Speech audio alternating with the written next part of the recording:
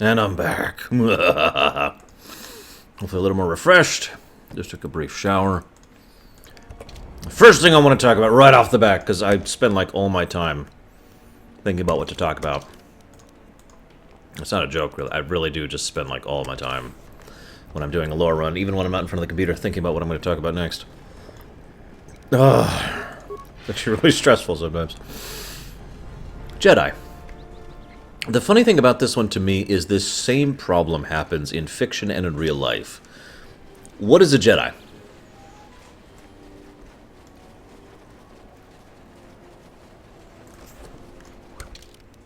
Now I gotta wait like a minute for everyone to respond. But seriously, what's a Jedi?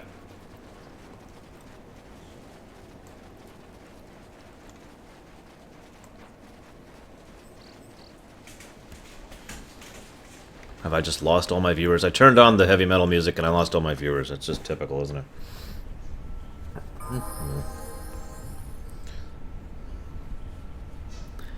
Okay, so Revan thinks a Jedi is a follower of a philosophy.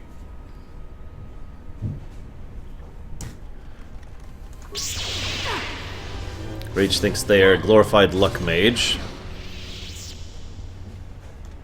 I've got the note up there. I need to actually pull it up. There we go. Spin to win.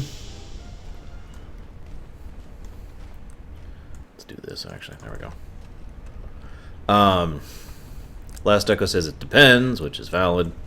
A sect of Force wielders that seek to protect the protected. A miserable little pile of secrets. A Force user. A philosophy. A guardian of peace and truth and justice. A warrior for peace. A cop. A soldier. Or a defender. Hello, Pixie Lust. So my point is, basically, there is no single definition of Jedi. Just like, and that's out of character, right? You and me are discussing this. You know, if I say Jedi, what it means to you may not be the same thing it means to me. And in fact, it is almost assuredly not the same thing it means to me. But I mention this because that's very much true in character, too. And I like the games, books, and works that actually bother to examine that. To look at that situation. In other words, one of the biggest things that tends to happen in KoTOR 2 is, and this isn't true in KoTOR 1 as well, actually, is people just think of Jedi as a catch-all term for anyone who is a Force user, and therefore don't really see the fine shadings and distinctions between the 50,000 different things that can actually mean, right? This is also one of the reasons why the politics of the galaxy are such a mess. If I can diverge for a moment, one of the biggest problems I've often said that the Horde has, the true Horde, in World of Warcraft, is they called themselves the Horde. I know that sounds like a weird thing, but if you think about it for a moment, one of the biggest problems that people have with them is that they're called the Horde. And so they think back to all those things that have been called the Horde in the past. You know, I don't actually like this much. Let's put this back up. And they say, well, the Horde were a bad thing back when we were fighting them once upon a time. Ergo, if this Horde must be a bad thing, and it's hard to get over that prejudice, that automatic judgment about what the Horde are. Ergo, similar situation when it comes to Jedi. People just think, well, this is a Jedi because they are a Force user, and they could be a rogue Force user, they could be a fallen Jedi, a fallen light Jedi, they could be a member of the Order, they could be a member of the Council. It could be Vrook. I mean, Vrook's a Jedi. He's a bastard, but he's a Jedi. They could be Dark Jedi. They could be Sith. You get my point, right? And so it's easy to understand how so much of the political rigmarole and mess of the galaxy kind of keeps perpetuating itself. And this is true in just about any era, because there's so many people who all see just Jedi. And they don't see the grand grays that actually make that up. Yeah. But it's the truth with a lot of different things, isn't it? You know, that's true in real life, too. People tend to see a group, a categorization, rather than people. Because it's easier to see a group. It's easier to see that. It's easier to not spend the time and effort and attention and work necessary in order to actually figure out, well, who are you? You know, what are you? What do you... You see what I mean? A restricted area. How the hell did you get through the Kinrath? You should leave. He's a Jedi Master? Well, the bounty's gonna be that much sweeter then. Nar Shaddaa is paying extremely well for Jedi, especially if they're alive. I'm gonna say this nice and simple for your little calf-hurting head. Unless you want to wind up dead, leave now.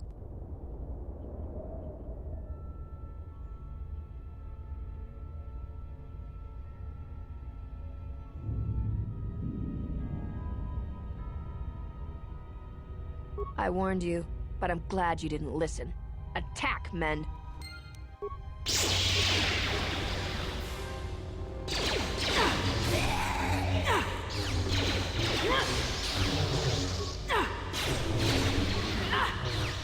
The Force fights with me!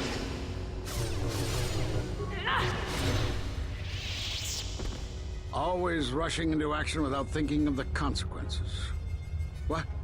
You're expecting thanks? Kunda is in danger, and you've ruined the best chance of averting a full-scale conflict. When an opponent believes that you are defeated, they no longer consider you a threat, and they relax their guard, become bold. After I was captured, they talked freely of their plans, enough for me to learn their intentions. I need to get to Kunda and warn them they could be attacked at any moment. If you wish to prove yourself, then do so. Kunda's in danger and they need our help. The mercenaries have allied themselves with the Exchange and are planning to attack Kunda. They've been holding off for the right moment. And now, since they lost their captive Jedi, they'll attack immediately. I'm going to try to reach Administrator Adari. Time is of the essence.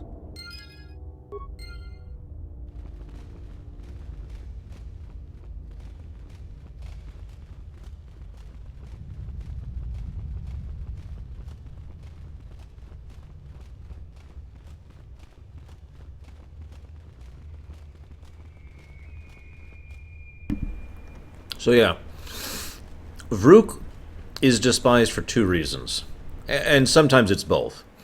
Reason number one, he's an ass. Hang on. He's just a dick.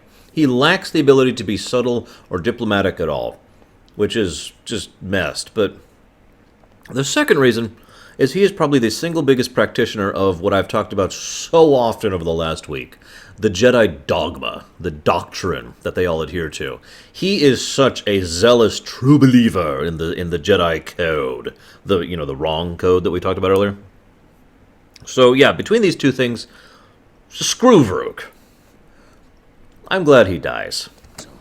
And I am Azkul, leader of the mercenaries on Dantooine. Straight to the point. I like that. I will be equally direct. I am planning to take Kunda, and you're going to help me. You don't need to know the details, but I can tell you there are a lot of credits involved. According to my reports, I have 4 times as many soldiers as the militia, and I'm committed to taking Kunda. It is inevitable that I will succeed. If you wish to avoid my men eradicating the people of Dantooine, you will make it easier for me to take Kunda. Of course, I will pay well for your services. You'd better reconsider.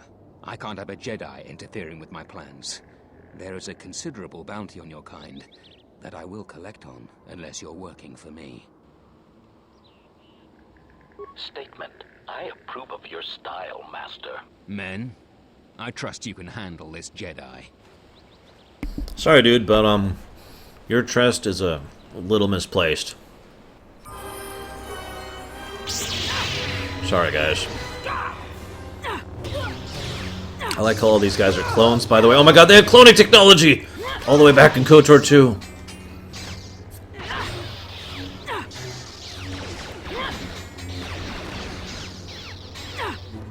Maybe, Wolf Doug. Maybe. Yeah, I don't know why I got low dark side points there either. So, I think this era is a lot darker than the Galactic Empire era, but a lot different in its darkness. This is a creeping, quiet, horrible mess of a darkness. The Galactic Empire, the Galactic Civil War era from the Clone Wars up to that, was much more clean in its darkness, as weird as that sounds. Normally I'd knock out those mines, but I just realized those are our mines, so I'm not going to do them. Alright, I need to recruit people. Hey, you're working with us now. Oh, shoot. Here you go, Brianna. Sorry about this.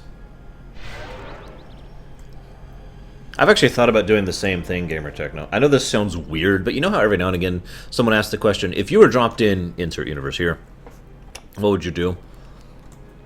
One of the things that I like is the idea of being a teacher of the Force in Star Wars. Granted, I don't know if I'd actually have the ability to access the Force to do so, but if I did, it would be an appealing thought. I admit, teaching just the Force, light, dark, gray, whatever. But you know what I mean.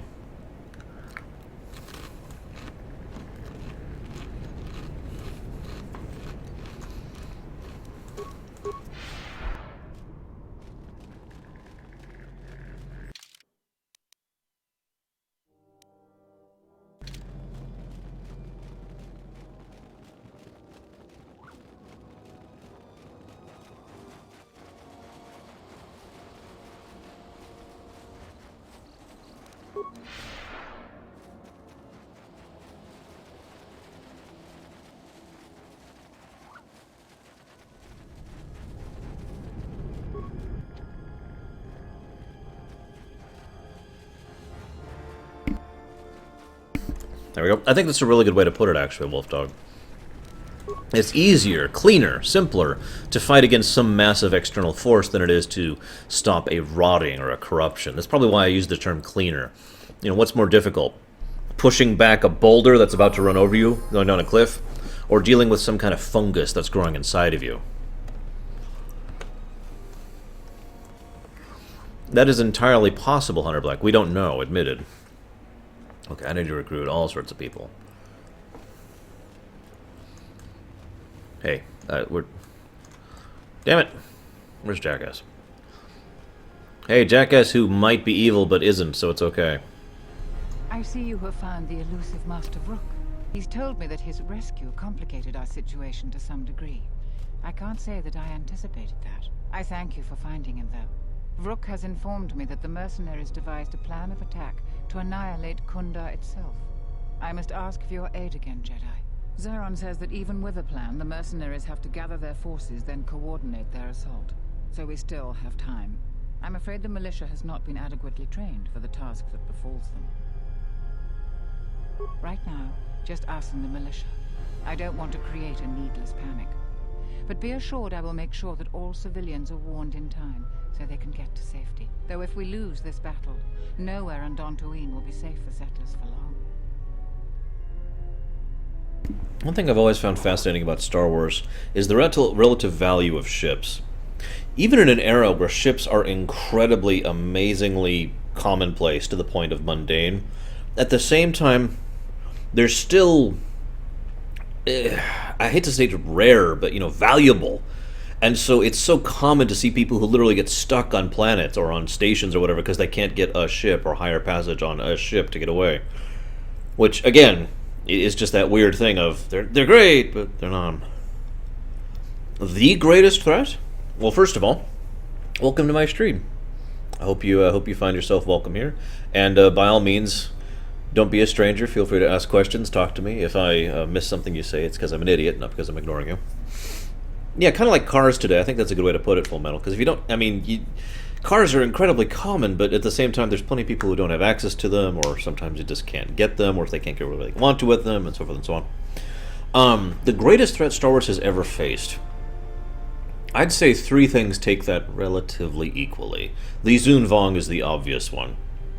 I would say the second choice is Nihilus himself. I'm of the opinion that if Nihilus had not been stopped by the only thing that can counterbalance him, the Exile, he would have just kept going until the whole galaxy was gone. Like, the whole galaxy.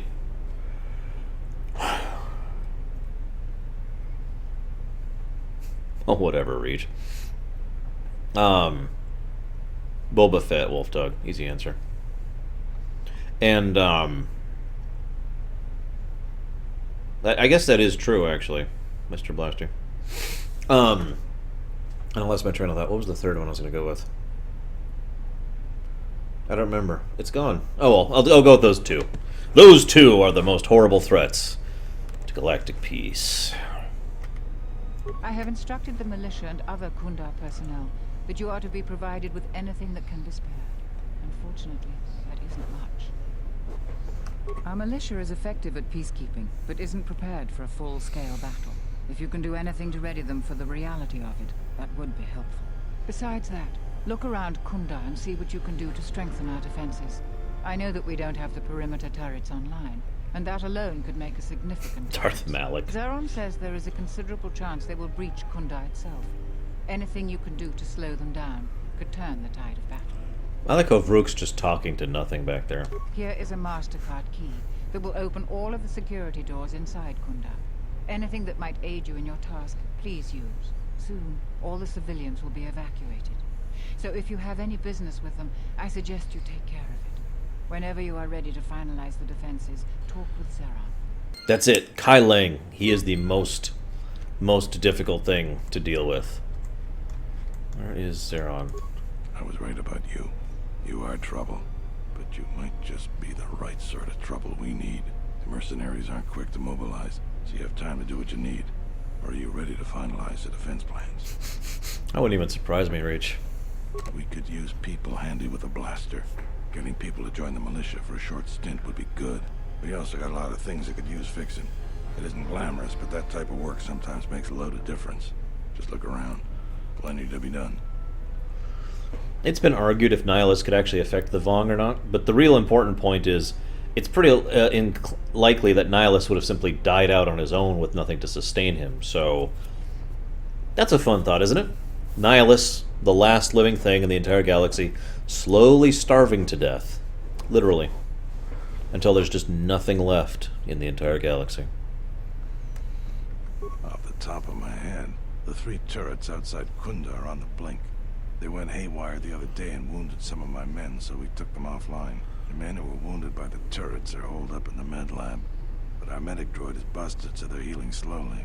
We've had some men lay traps around Kundar, but nobody here really specializes in demolitions. I'm sure there's some gaps that could be filled. The side security door to Kundar has been malfunctioning as long as I've been here. It may be best to just seal it off lockdown so nobody gets through. We got some broken assault droids that have been collecting dust for the last 5 years. If they were working, it would help a lot with interior defense. If I had it my way, I'd recruit any citizen of Kundar that can hold a blaster. But it's hard to convince peaceful farmers to fight, maybe die for a cause. I don't think Nihilus could reach other galaxies for 2 reasons. One, it's been kind of mentioned that hyperspace doesn't really work in the outside of the galactic rim. We're not sure if that's true or not. There's some contradictory information. But 2, and more importantly, even if it did work, he'd still probably starve before he reached anywhere. So, again. But of course, all of this is dependent on the idea that Nihilus would eventually starve out. So. When you're ready. Yeah, okay, so. Let's go do stuff!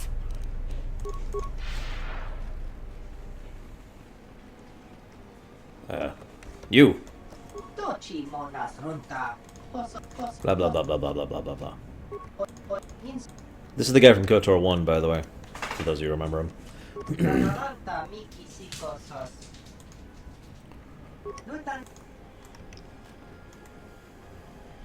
Kai Lang is the super weapon.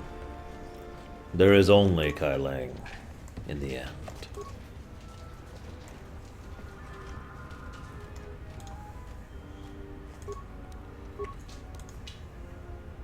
Deactivate turrets? Yeah, only attack hostiles. Jeez Louise.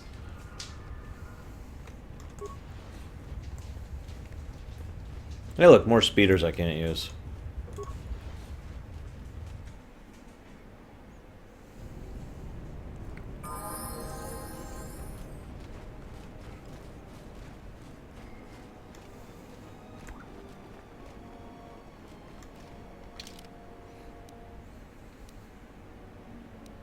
That could be Wolf Dog, excuse me. But again, the point remains whether or not Nihilus would be able to affect them with his unique abilities, which is the question there. And I don't know, is my answer.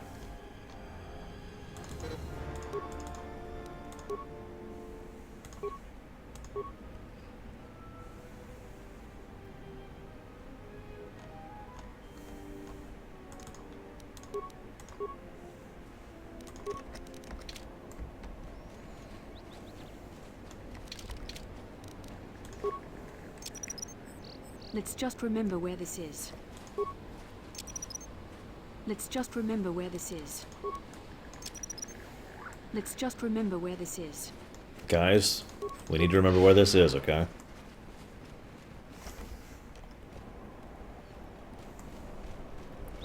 So what's the dark side of this? Because obviously I've never seen it. I'm sorry, Space Cowboy. I haven't had much to talk about lately. I've just been playing the game. This is one of the reasons I asked if you guys wanted me to stop going through KoTOR 2. Let's just remember where this is. Let's just remember where this is. Let's just remember where this is. Oh, okay. Well, the West Minefield is done, apparently. I can change the Bastila voice. That's easy. Hang on, hang on.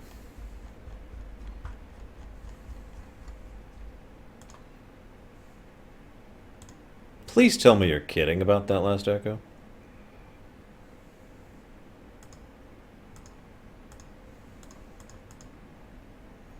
Okay, yeah, no. Refresh. Ugh.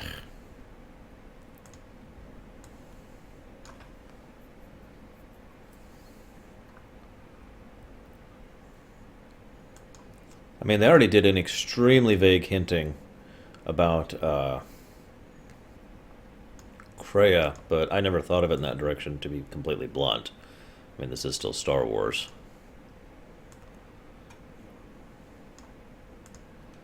I actually have a different interpretation of what Kreia meant, I just didn't want to say it out loud.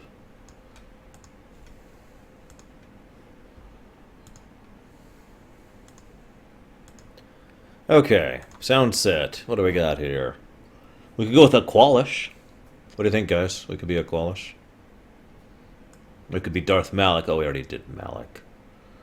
We could be the Handmaiden. We could be Hanhar. We could be Canderous. So many options. So little time. But I think I know the one we must be forevermore.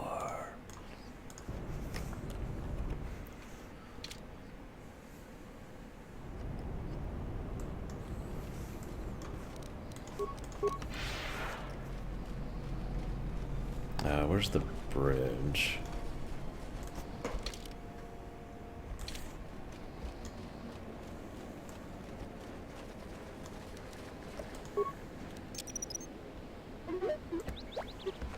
There we go.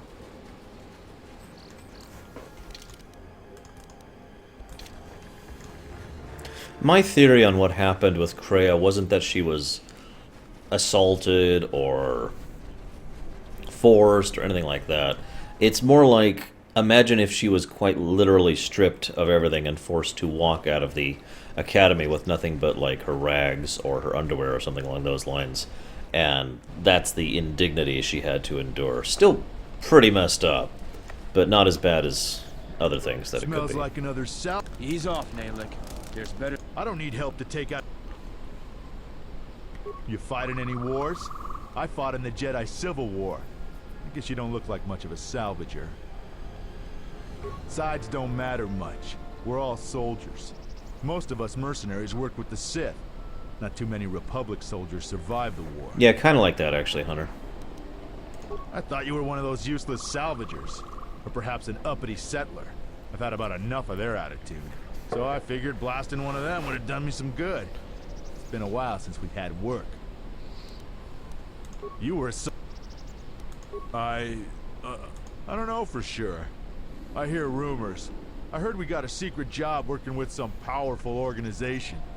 No one tells me who. I know we're planning an attack soon, but I don't know against who. They aren't too far though, because we're expecting to attack soon. We're preparing to attack soon, so they have to be in this sector of the galaxy. They've been very quiet about who the enemy is. I don't feel so well. I feel dizzy. I gotta go now. Whoops, hit him a little bit too hard there.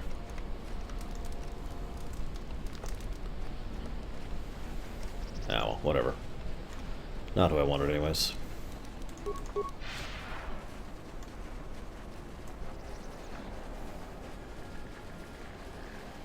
I hear they're preparing to attack soon. They've got to be nearby because they're preparing to attack soon.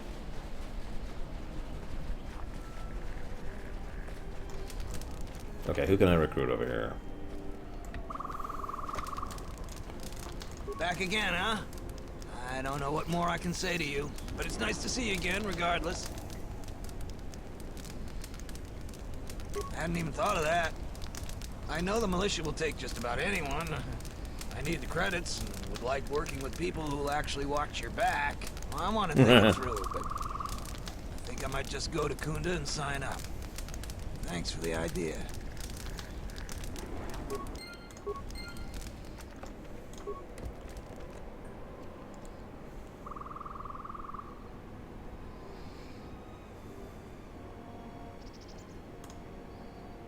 Okay, I guess that's all I can get here.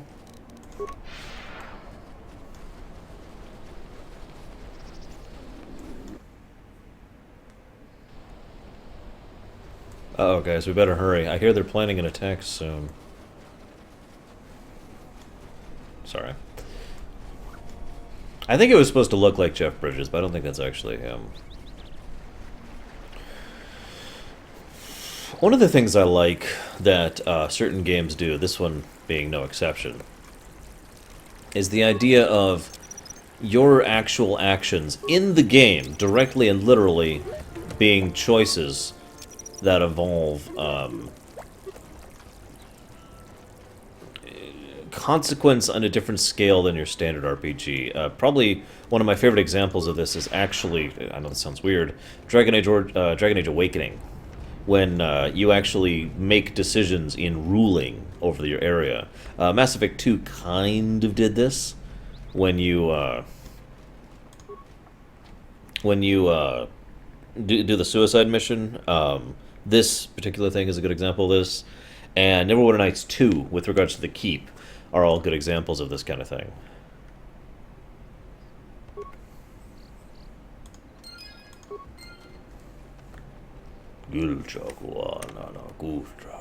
What the? Where are all the mines I laid over here? Seriously. Oh, they're just not rendering for some reason. Okay, sure. Okay, I need to recruit lots of people, including you.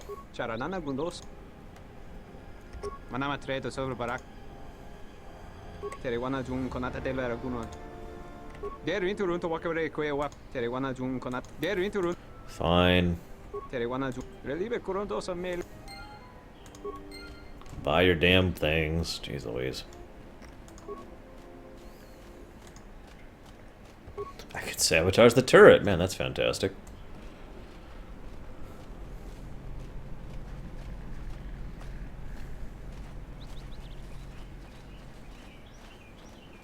No, Space Cowboy, you do not. Neverwinter Nights 2 stands on its own just fine. Okay, what else have we got here? I have a list of people I can recruit here. You'll find little welcome here, Jedi. Yeah, that's great. I will answer your questions. Good, good. Yeah, I guess so. I'm not too fond of my job, but it's better than the job I'd have if the Mercs took over. I'll report to Zeron for militia duty. Least favorite in 2? The sorceress woman, whose name I don't even remember. The woman who has a huge ego and a massive superiority complex and the inability to understand that she needs a little bit more self-control. That one. Sure, I got the credits. I'll buy these. I'll buy everything. Seriously, I don't see anything else here. No, whatever. Let's see. Recruited her, recruited him. I don't know who Suru is, but I'll have to find him. Apparently we need to do everything else inside, so let's hit inside. Kara! That was her name. Kara was a twit for me. But she wasn't badly written, she just was the kind of person that I didn't care for. Hey, Thohidor. Shoutouts to my German friends.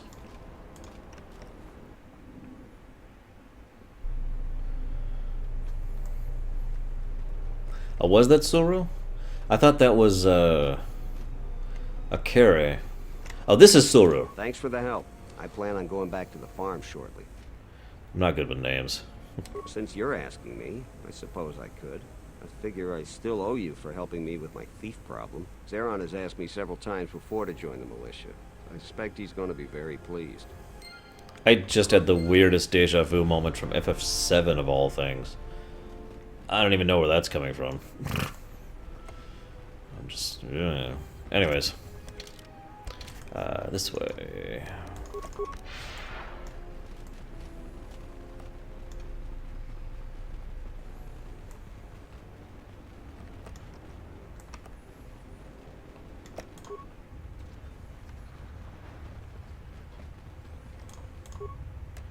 Reactivate. Modify it to immobilize its patience. God, there's so many evil things we can do here, isn't there? Oh, that sucks, Hunter. Well, we've been kind of 100%ing stuff, so I hope you enjoy, Hunter. That guy is sick. That's the same exact area I was thinking about, Space Cowboy, because there's the kid, you know, in that exact same area of, what is that, Sector 6, I want to say? Anyways, and if you go up, you could rob from him. You could rob his gill, but if you don't, when you come back later, you actually get a better item for doing it. That's, I don't know why, but that's exactly what you were making me think of, Space Cowboy. I already fixed the defense turrets. It's time to fix the droids. Optimize the weaponry. Optimize the targeting. Activate the things. Modify programming. Or, I mean, modify... leave it alone, apparently. Hang on, where's the... do I have to do it for each of these? Oh, okay.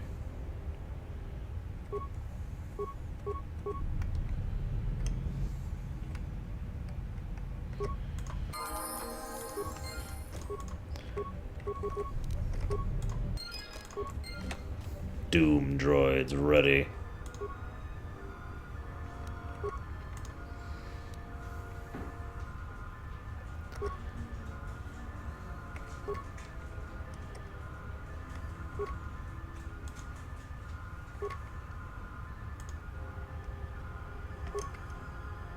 Oh, okay.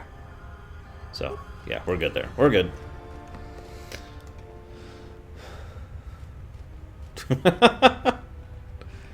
That sounds about right, Hunter Black.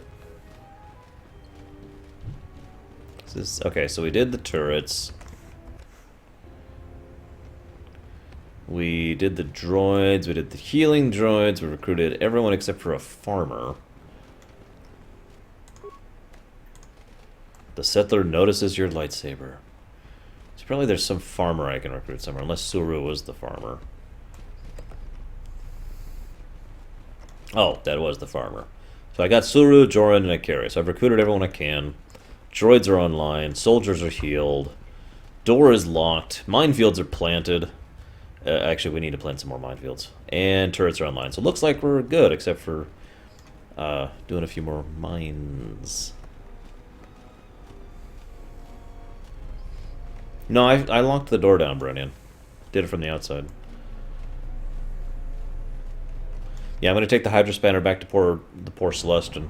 I've always had a soft spot for Celestians. I'm curious if I'm the only one like that. They just seem like a generally decent folk, and maybe it's just because I seem to encounter good Celestians. I don't know.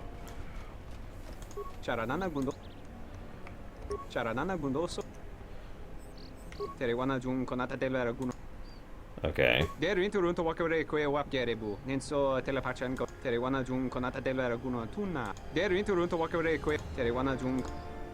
Okay, I believe you. Here's 500 credits.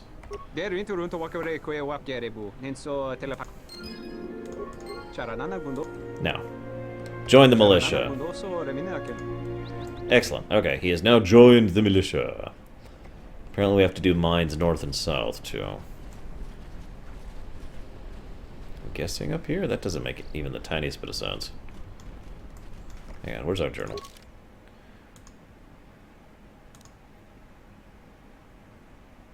Oh, never mind. So it's east and west. I think we're done, actually. Everyone likes Twi'leks. Nobody likes the Falleen. You ever notice that? Nobody ever brings up the Falleen. Of course, we've only seen, what, like 3 Falleen ever? Okay, let's do a backup save before we do this.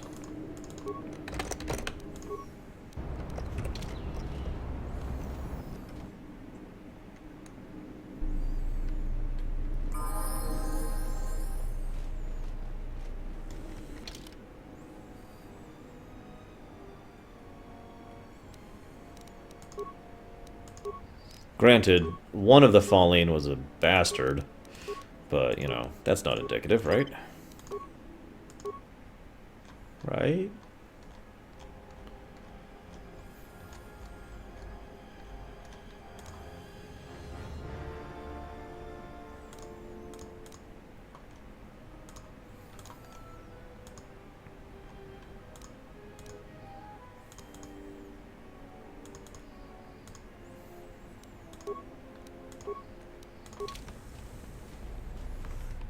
That's true, Hunter.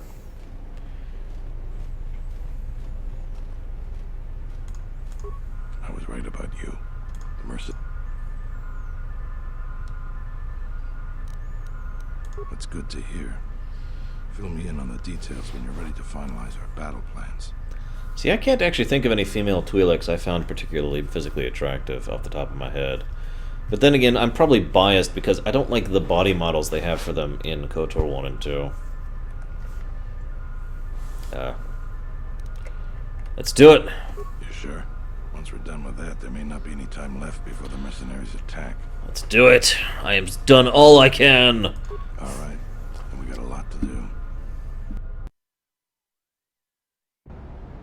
Since you are here to bolster Kunda's defense, I will hurry to the mercenary camp and delay their assault however I can. I imagine that the mercenaries have got 2 goals in this whole thing. Kill me and kill the administrator.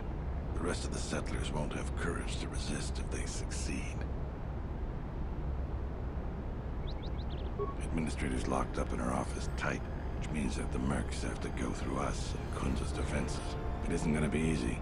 I suspect we're gonna have to fight on the inside. They've got 3 entrances they're gonna try and break in. Here's the front door, the security door on the side, and the garage door in back. We got 3 squads of militia. We can assign people to the front, back, or inside. Backside has to guard 2 entrances. The front will have to fight more people, and the inside will have to deal with any that break through. So, where do you think the first squad should be deployed?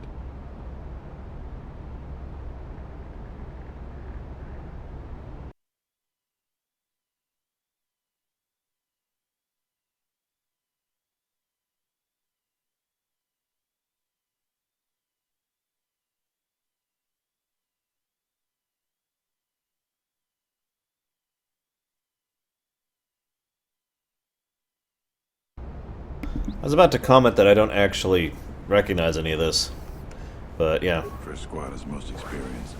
The only squad that could go blaster to blaster against the mercs. Second squad has a lot of passion, but no experience. Third squad is new and not trained too well, and they may break in combat. They need a good leader to make them effective. So, where do you think the first squad should be? Whoops. Okay. Well, we did a backup save just in case, so... The battles that had the least dying were always led by Jedi. I'm gonna go with what you think. Where do you want the second squad?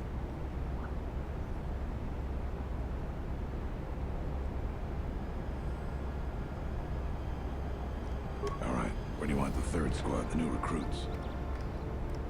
Fine by me. The last question is, where do you want to go? Either the front or the back. I'll take whichever one you don't. That way both sides have leadership. The back. Suppose that there is more ground to cover with the two entrances. All right, I'll take the front. Once the fighting starts, you gotta stay in your area. We both have to guard our half of the battlefield. Come over to me and the mercs will just charge straight into Kunda. Thanks to you, they're gonna have a tougher job. That's about it. Now, we just need to dig in and wait for the mercs to come. Well, I'll tell them what's there to do. I'm not much for words. That's my job. All right, I'll assemble the men. I hope you can speak good. Don't worry, I could speak good. I have a persuade of 111. Your friends and family are counting on you. What we're about to do is dangerous, yada yada yada yada. Two guys like that. You're much better with words than me. I think it'll really help. Let's get ready for the mercenaries. If we fall here, all of Dantooine falls with us. Man, the night times in Dantooine are dark. Did you see that? And the sun just set. Just you see, soldier. They're mobilizing the militia. Looks like a lot of activity down there. They've been warned. It won't be of any use. The plan doesn't change. Captains, prepare your men. Their leader, Administrator Tarina, must not survive the battle. Everything else is secondary to that objective.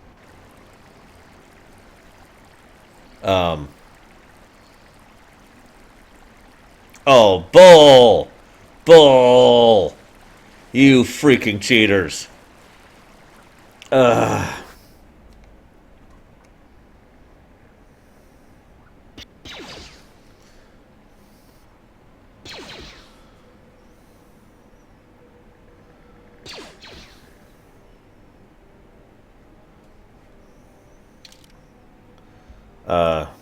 What? There we go. Whatever, they're just gonna ignore my mines. Whatever. Let's bring my two favorites with me.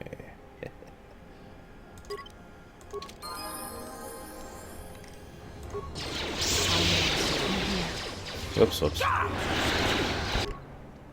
Hang on. She should be on assault, she should be on support. Yep, okay, we're good.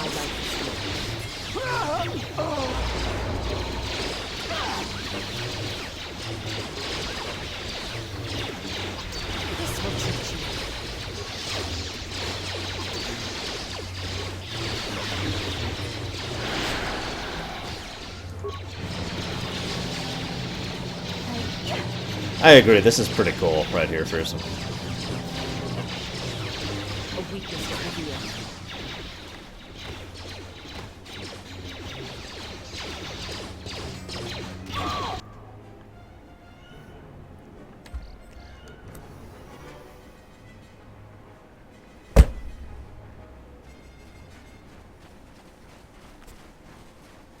I tried.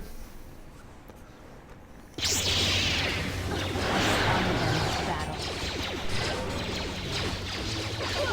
will teach you. Let us test ourselves.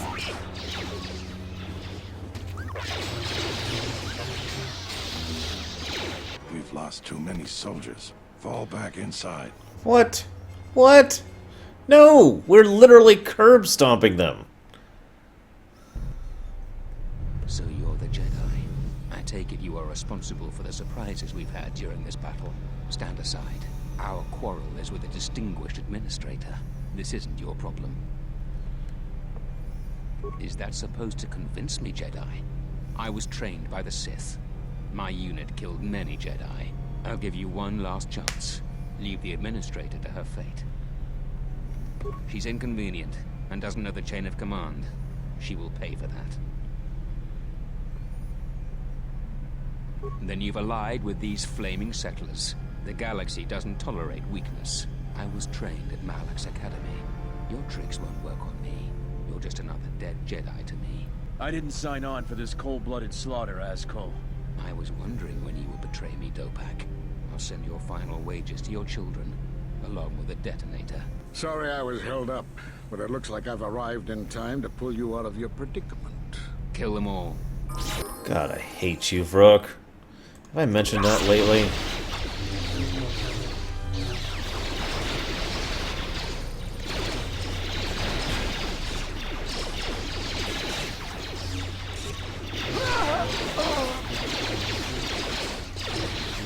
Also, I was about to say, I'm not sure being trained by Malik is really a point of Thank you so much for pride. your aid. You can be sure that Dantooine will not forget how the Jedi protected us from this threat. We are a humble community, and this conflict has greatly diminished our resources. I hope this reward will be sufficient. Take 4,000 credits? No. I am humbled by your generosity. I will put this to good use. Now, if you'll excuse me, I have much work to do. Dantooine will be slow to rebuild, but I am confident now that we will one day achieve prosperity. Kunda is safe in no small part due to you. I feel certain that the Administrator wouldn't have made it without your assistance. I'm pretty sure Azkul would still be abandoned. In any case, I am free to talk about whatever you wish. I don't want to talk to this jackass. We all know you're an intolerant prick of a sissy man who wakes up every morning and looks down and reminds himself how small and insignificant he is, and he walks out confident in the fact that if he abuses and forces his own old and rotting doctrine down the throats of every single person he encounters, then maybe in some small and insignificant way you might actually be able to prove that you exist, even though you deny whether or not you actually do, because you're that goddamn pathetic!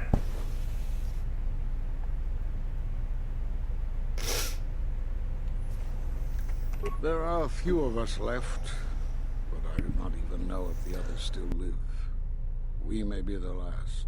We've been forced to divide our forces and retreat to places which will be difficult for our enemies to detect and attack. We have chosen to hide our presences from each other, so that the discovery of one will not endanger the others. Nar Shaddaa. Why would he go there? It is good that you bring word of him, but you must not speak of it to others. It will only put him and any other Jedi who remain in danger. You have more questions for me?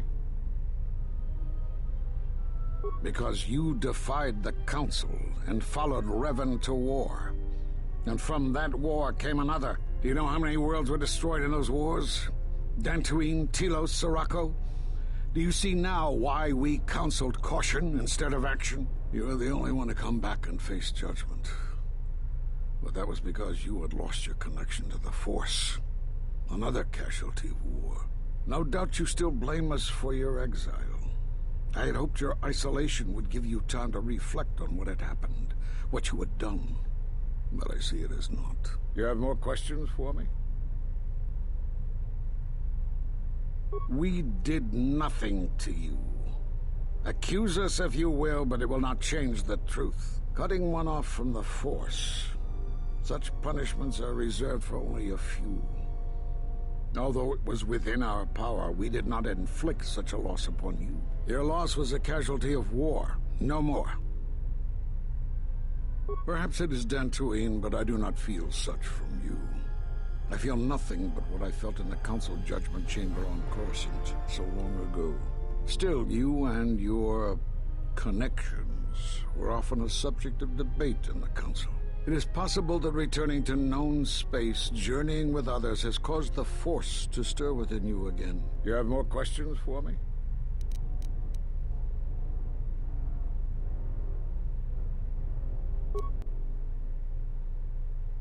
I suppose there is something I should show you that will keep you alive long enough to prove useful.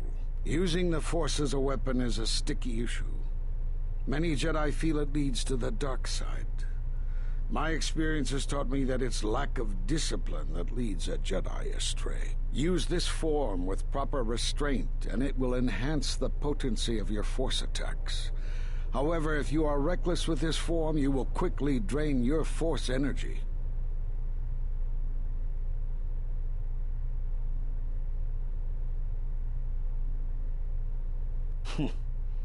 I don't know how you learned that so quickly. Still, your form is sloppy. Keep practicing to tighten it up and you'll be fine.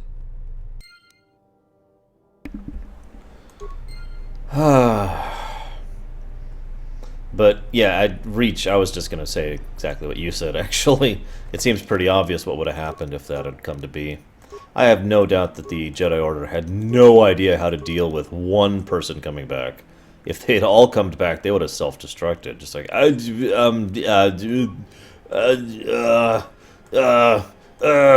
then they'd be screwed.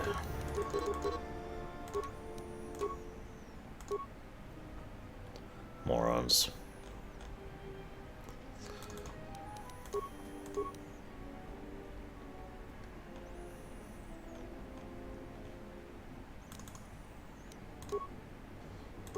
Like I said, Brooke's an ass.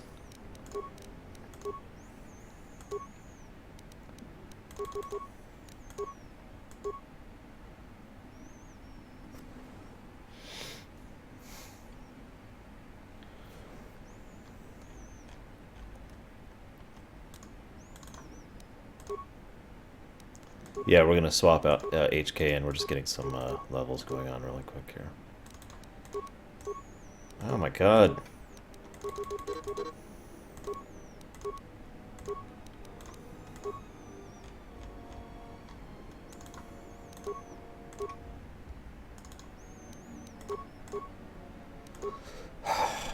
Damn it, too many levels. Excuse me.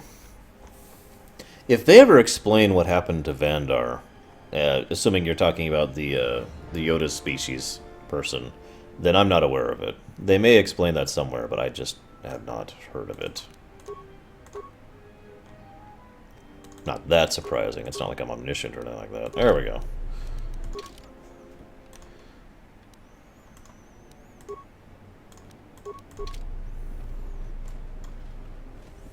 Let me see one thing really quick.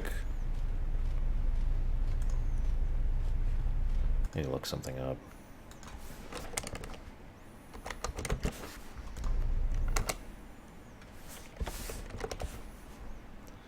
There we go. Okay, we'll look at that later.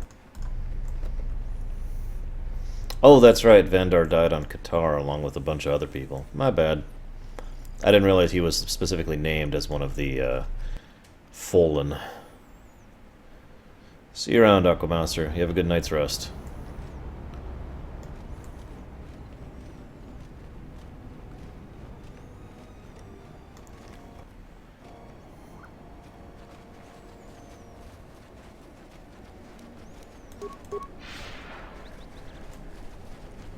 Diagnostic?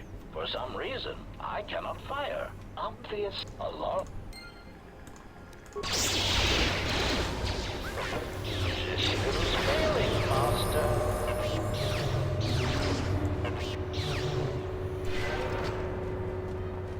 Hey, Furious G-Man. Shoutouts. Welcome to my Twitch. As I tend to say rather frequently, don't be a stranger. If you have anything you want to say or chat about, or you want to hang out, like I said, don't be a stranger. Welcome to the stream. See you around, Bartabiter. Is there someone that...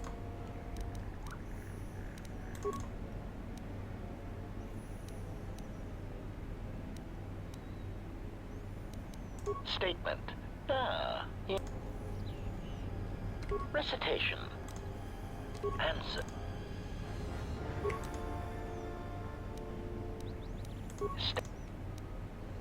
Answer. I am worried that they're also... And I do... Statement. Meh, looks like still nothing for the guys. Fearsome, we are all, at least internally, mysterious stranger.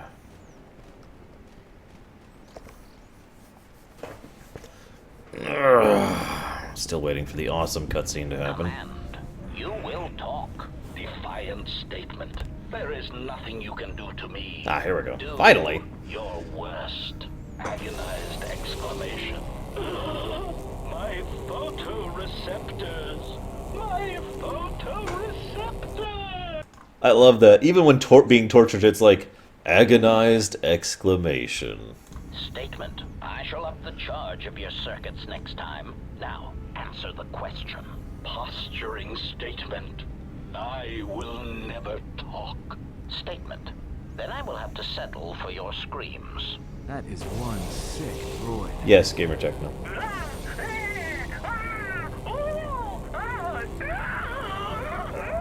These are the weirdest torture sounds I've heard in a long time. Statement. My prisoner has revealed something of interest. Allow me to share it with you. Statement. The facility that is creating these cruder, unsophisticated versions of me is located on Telos. I propose we go there and turn it into a smoldering crater. Haven't there already been enough smoldering craters on Telos? I mean, just, you know, because of the whole... Yeah, something wrong? Talk. About what? Go ahead. I've killed people. Yeah, okay, we can't advance that one. Torturing a droid shouldn't work. And yet we saw in Return of the Jedi that they would torture droids in that one. So, I mean, you know, it's not completely out of bounds. So. Just kind of weird.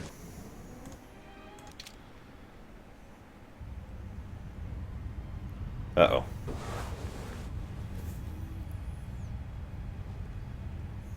Has there been any word of her? None yet. I do not understand why she displays such disobedience. You know why. She bears the face of her mother. Why Atris would have sent her on such a mission is something I do not understand. In terms of combat, she is the last among us. In terms of stealth, she is willful and not prone to disguise herself. Her stance, it has too much passion about it. Perhaps that is why Atris sent her. Perhaps it is an exile of her own. I mean, the possibility of sending her off so she could learn and grow stronger is completely alien to these people. Although I don't blame them since they've been trained by Atris. Or Trius. Yeah, I've talked about that myself too, Reach. But whatever. Okay, HK and T3. Let's do it. Let's find the droid factory. Wherever it...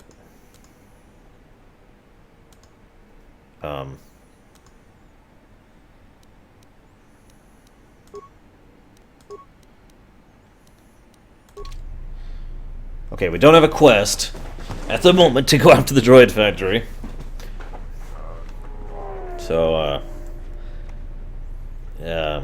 I guess we're off to the next planet then, instead.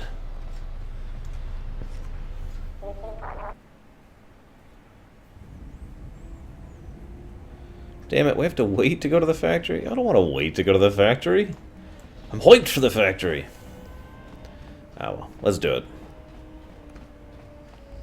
I have problems pronouncing A's, Full Metal, because I'm weird. Okay, so we still need to do Onderon and Korriban.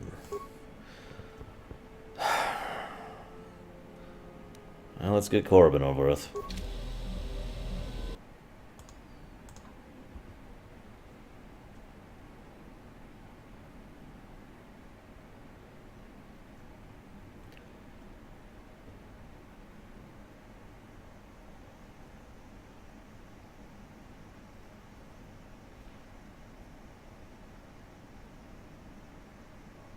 I like how we just land in the Valley of the Lords. That's just awesome. Ah, screw these guys.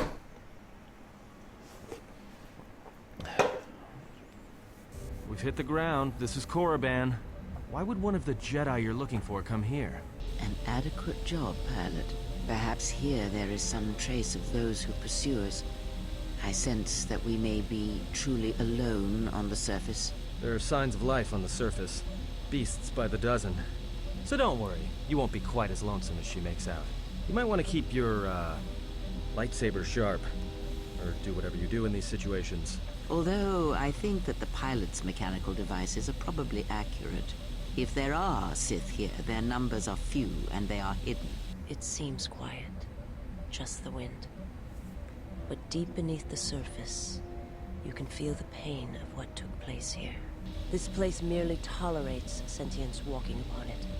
It is pleased to have been left alone. There is great power here for those with the ambition to use it. There is great power in this place for those who can hear its call. There is much that would draw a Jedi to this place. The resting grounds of the ancient and more recently departed Sith contain many teachings believed lost. The most likely place to find our lost Jedi is the ruins of the old academy. I'm pretty sure Malik died on the forge. What did Gamer Techno do? Yeah! Oh god, we just hit Korriban too. No! No! Guys, we are now probably hideously evil.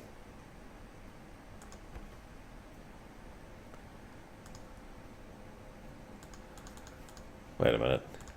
Wait a minute. First of all, thank you very much for the donation, Gamer Techno.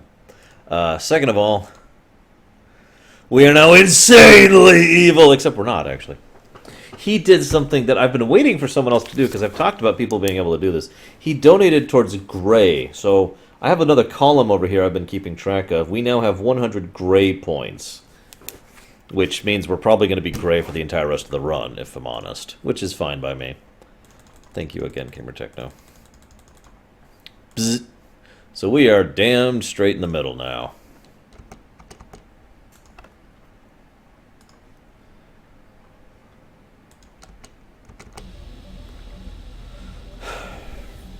As lifeless as it seems, the dark side is very strong here. The Sith Lords would not ignore such a powerful place. There is... Actually, hang on. I just thought of something. We're just going to do something. We'll do it with this. We'll make this easy.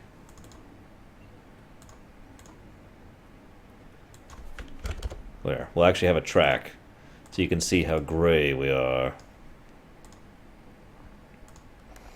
See you around, Alsabi. Even here.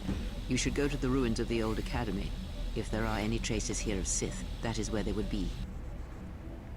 It was said that Revan intended to return to Korriban to subdue any potential Sith insurgents, but hey, Revan disappeared. It took a year or two for the Republic to send a force here to deal with any Sith that may have remained. They found Korriban much as we have, barren and lifeless. It was assumed that the remnants of the Sith turned on each other, vying for what little power remained. The Republic found evidence that several Sith Lords escaped Korriban, fleeing to remote sections of the galaxy. Hey, I've been doing several dark things, thank you very much. I've gotten several dark side points here and there. It's just been completely overwhelmingly light side points, because gray usually means being a decent person, just using your brain about doing it, as opposed to being an idiot. So the game is giving me light side points, but I have not been trying to be light side, I've been trying to be good. There's a difference. I know, honestly, Nihilus has never challenged me any of the times I've played this game. I've always found Nihilus to be a very pathetic boss fight, and it's really a shame. Even Malik wasn't that pathetic, although Malik was longer. So I guess he was that pathetic, just longer. Okay. Our link remains. I shall contact you and provide guidance when needed. The Academy is on the other side of this valley. Be careful. Dark energy fills these ruins, and even the fallen Sith live still. Yeah, Nihilus was pathetic in a one-on-one fight. It really was discouraging. KoTOR was just kind of getting friendly with the camera.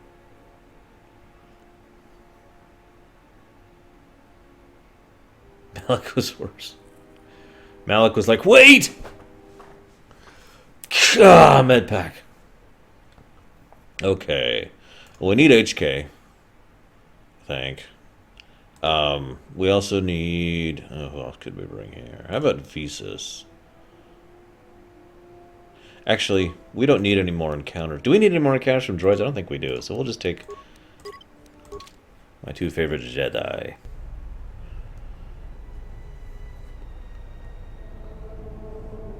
Oh, wait, I should totally bring Atten to this. That just hit me. The structures you see around you are the plundered tombs of the ancient Sith Lords. Each tomb was once infused with the history and heritage of the old Sith Empire, containing great mysteries and powerful relics of the Force. I believe it needs to be However, modded, Pixie. even the many traps could not long hold back the curious, the fools, and the weak. And so these tombs fell, spilling their secrets into the hands of those unable to comprehend or preserve them. I gotta be honest, I barely remember this planet. I remember the encounter with Scion, and, like, that's it. So, we'll see how disinteresting this is. Damn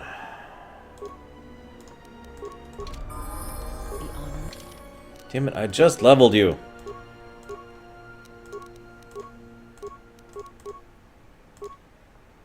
Seriously, I already leveled you.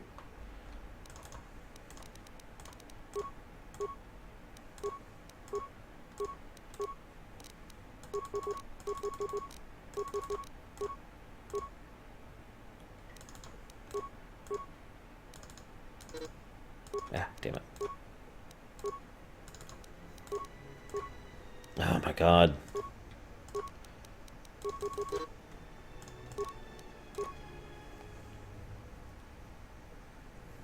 Yeah, I barely remember Korriban. Like I said, it's just... Whoops.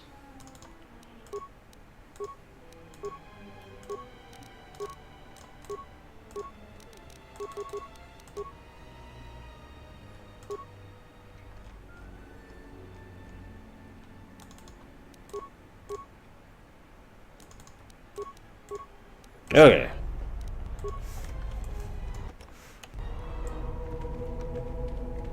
As for how the exile came to Krea's attention, I'm not 100% sure of that one. But... I don't know, Reach. I just felt like putting a point somewhere. But I do know why Krea has such interest in the exile. It's because the exile is... The broken corpses before you. Pretty much the only thing that can actually serve in her particular plan to kill all of the Force. So, yeah. Are all that remain of the Sith on Korriban. I doubt there is much to be gained from looting these bodies. It would be best to leave them be.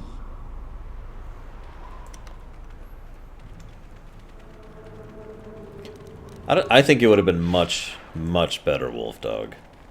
With all the additional content that was planned. And even more polish on certain aspects of the game. Hey look, more frickin' droids. Unnecessary observation. You are eliminating many of us Jedi, but such actions only delay the inevitable. Annoying recitation.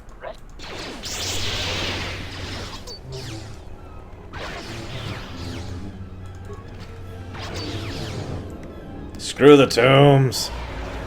I'm here to kill Scion. Power and dark energy within this. And to see the Turntakatiktus. I would advise you to finish your explorations within the Academy before venturing into the cave. Why?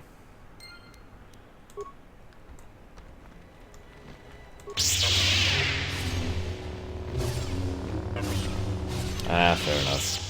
A weakness is revealed. Fine, fine, fine, fine. We'll go listen to Krea.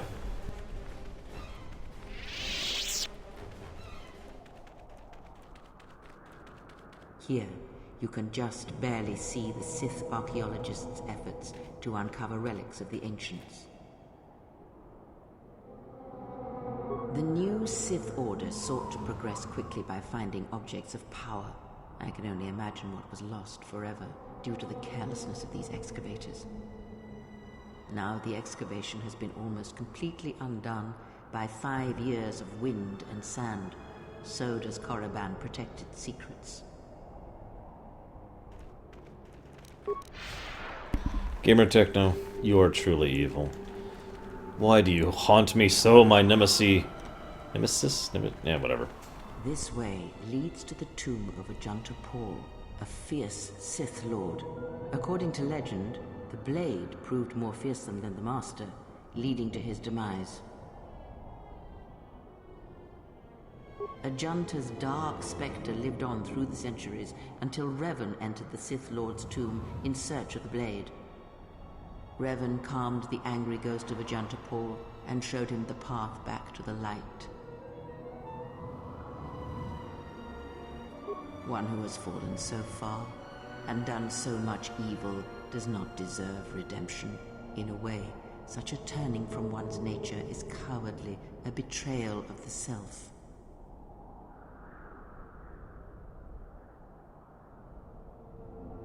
Perhaps, but redemption is a form of spiritual collapse, a fall few recover from.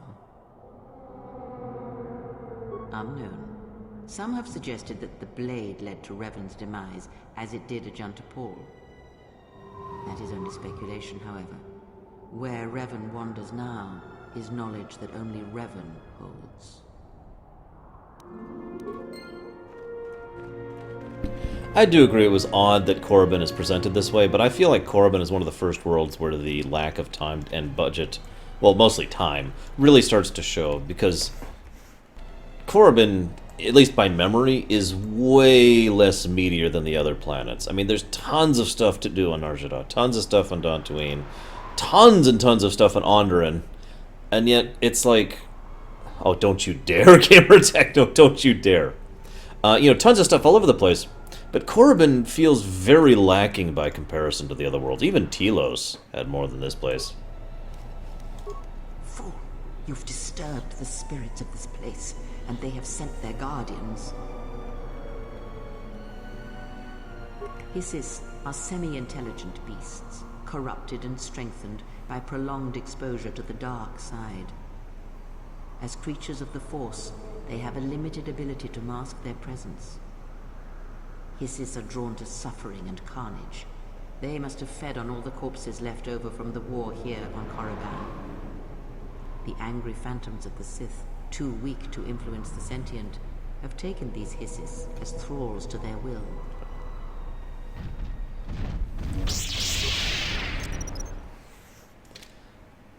Anyways, I will say that I agree with Hunter Black. If they were going to cut on any world, the dead world of Korriban is a great pick for that. It's a shame this place will be colonized to crap and back in Tor. And we'll be talking about this place a little bit more in Tor, but one thing I want to talk about one thing here. One thing I've always found odd is, and it's kind of incongruent, the Force has the ability to seep into locations, even though it doesn't have the ability to manifest in things that aren't living. That always struck me as a little bit incongruent. Like it should just be all or nothing. Why is it that the Force can be in certain things, like, for example, dirt, rock, metal, crystals, but it doesn't in other things, like droids or certain types of creatures or some of the plants in the area, Why is that? Now, there might be an explanation for this that was planned at some point in time, or maybe there's just an explanation I don't know about, but I prefer if the Force could have just been in everything and make it a little bit more like it is in most other fantasy works. For example, the idea that certain places can be places of power, where enough nexuses of energy have focused in order to make blah, blah, blah, blah, that kind of idea, right? I'm okay with that. I like that idea. It would also explain Korriban in a nutshell and why so many people keep coming back to this stupid, worthless dust ball of a planet, because other people kept coming back to this dust ball of a planet, right? And so they built upon the power that was here, which built upon the power was here, and over the literally centuries of time that's passed, more and more and more energy, more and more force has been focused into this planet. So even though it's still this dead dust ball to quote-unquote mundane eyes, there is a ridiculous amount of force just constantly thrumming through this place. Yeah, like a dark side ley line. That's a great example of what I'm talking about. And yet, like I said, it's kind of incongruent. I don't know why it works in some places and doesn't work in others. I mean, for God's sakes, whatever. Either way, I like the idea of what they did with Korriban. I like the dark side ley line and the idea that it being such a focus point of so much of the dark side energy across basically the entire history of Star Wars. This was the tomb of Tulak Hord, known as the greatest lightsaber duelist of the Sith Lords. His skill was considered remarkable even in his time, when many true lightsaber masters lived. If you were to face an ancient Sith Lord in combat, you would learn that we are as children playing with toys compared to the prowess of the old masters.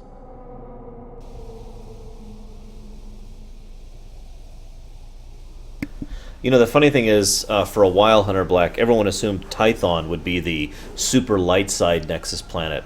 But as we see in Tor, it's nothing of the sort. We'll talk about that later. That is unknown, but supposedly he created a holocron to teach his technique to other Sith. The holocron would have been laid to rest in his tomb. Unfortunately, Tulak Horde's tomb was among the first penetrated by the grave robbers of the new Sith Order. If the holocron has survived, I doubt anyone living would know its location.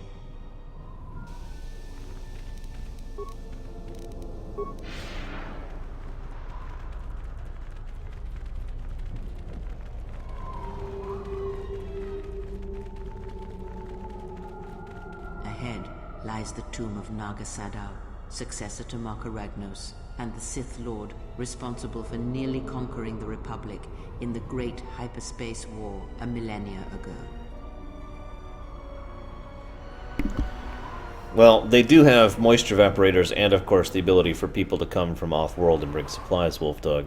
But I actually talked about that during KoTOR 1 with how the Jawas kind of basically loop supplies, resources, and that kind of thing throughout the system so that the Jawas are basically the way that the economy, if you could even call it that, of Tatooine works. How the resources keep cycled, and people keep getting new parts and new machines, which allow them to keep functioning, which allow them to find things, to sell and function, etc., etc. More recently, this tomb was where Revan confronted Uthar Vin, the leader of the Sith Academy. When Revan left Korriban, the Sith Academy was thrown into turmoil. With their leader gone, many fought for the right to rule. And so, the Sith here turned on each other, resulting in the carnage you can see covering the surface of this valley. You know, I personally like to think of the idea of all these people who had basically been training under Malak's rule, and so were following his doctrines, so to speak, and were just like literally tearing each other apart. And then suddenly one Sith shows up and says, Guys! Our master has spoken to us! Whoever can reach the bottom of this chasm can become the new Sith Lord! And that's how all the Sith died on Korriban.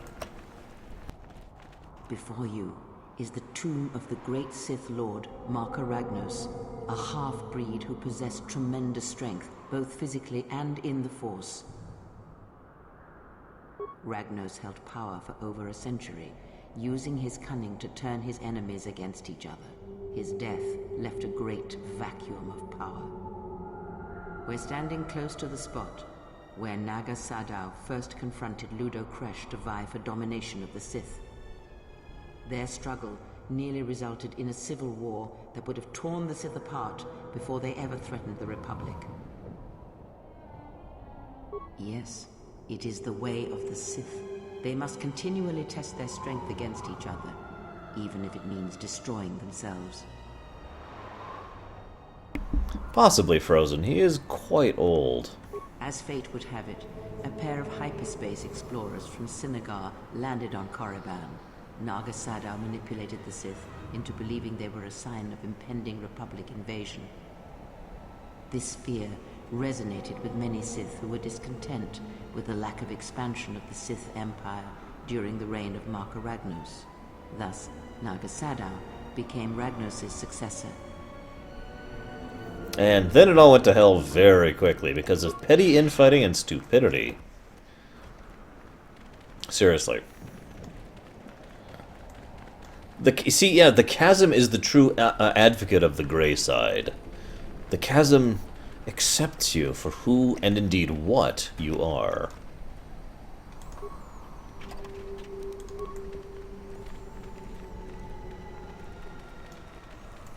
Interesting, Lava Dude.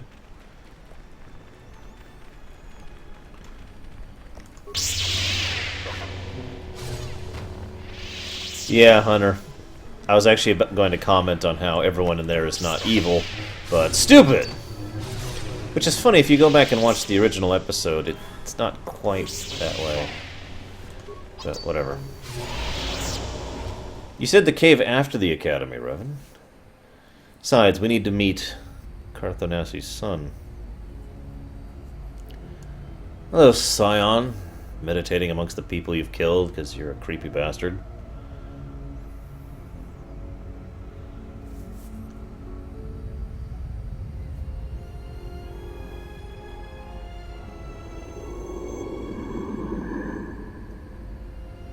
Her apprentice is here. Find him. I really like Scion's voice.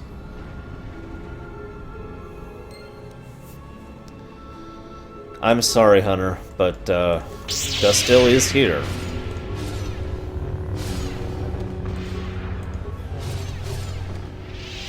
Fortunately, we don't have Karth with us, so...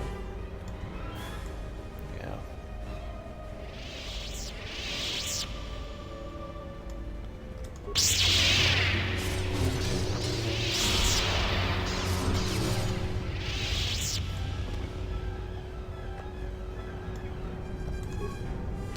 Yeah, when I first learned about the truth of the situation with Dustil, I was pretty bummed.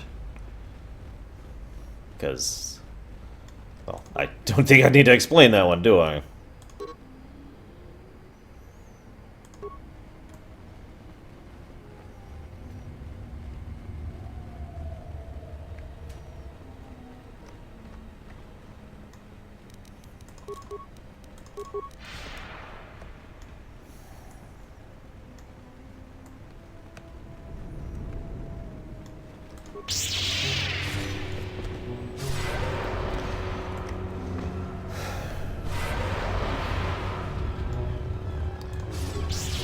Yeah, I'll go and explain, for those of you not aware.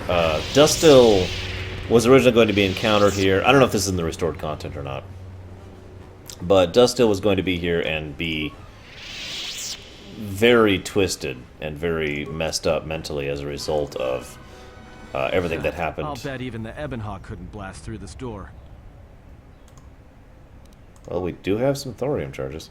And he was just messed... I mean, literally, he was, like, insane from what I would refer to as dark side poisoning. He was just... and, oh, hey, Sith Assassins. And you can... It's okay, though. You can bring him to peace by killing him. However, in the vanilla game, that is manifested by a skeleton exactly where he should be, basically. Which is implied to be him rather than stated outright. Oh, damn it, I just got in here and I already... Oh, well, it's a Sith holocron. I don't need to be listening to those anyways.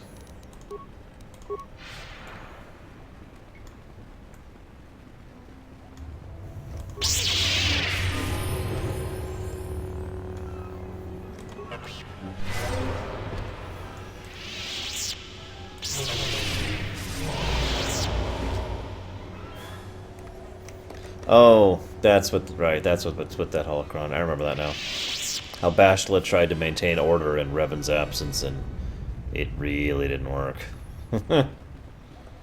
That is, as ever, the problem with a dictatorship. You have a strong leader, good or bad, and it'll stick together. You fail to have a strong leader in charge of everything, and it just goes to hell very quickly.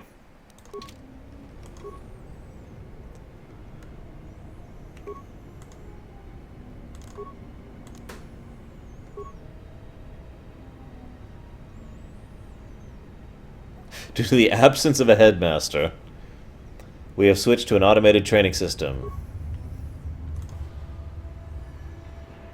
Wow.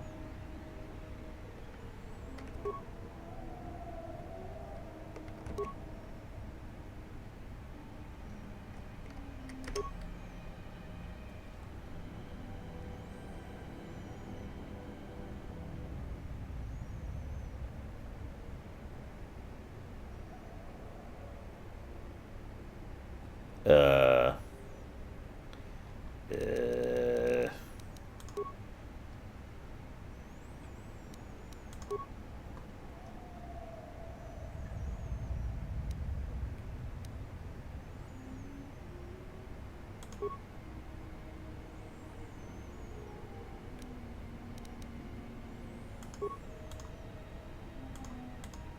Yay!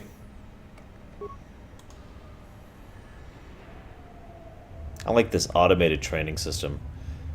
It's actually really, really kind of lazy when you think about it, and very indicative of how the Sith would think about things. Good night, Kamek. Also, happy 4th. Or whatever. Happy Fireworks Day, that's what we call it here in America. God, I cannot do that right. America. There we go.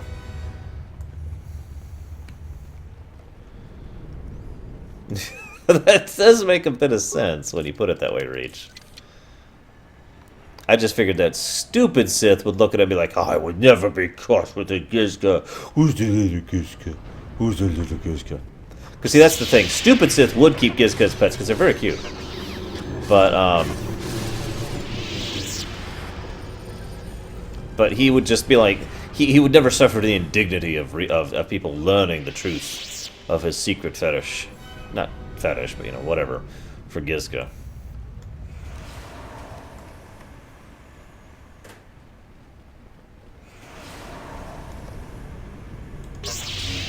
Time to eat.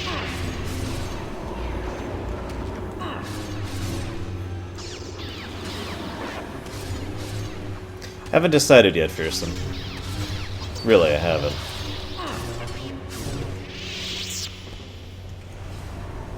Palpatine would have a pet Jedi. Or pet Jedi. Palpatine would definitely have a pet Jedi. He'd have several. All of them, one might say.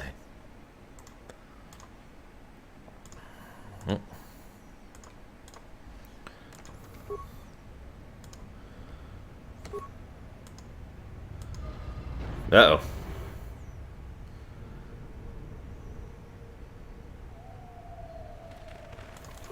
More where that came from.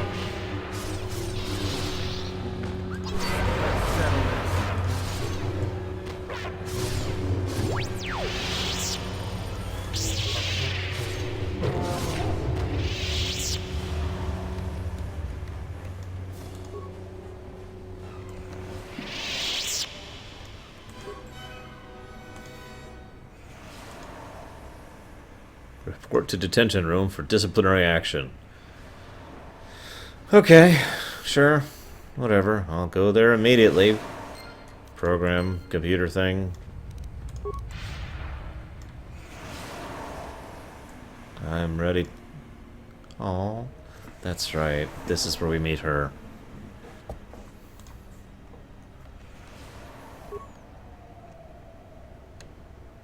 Oh.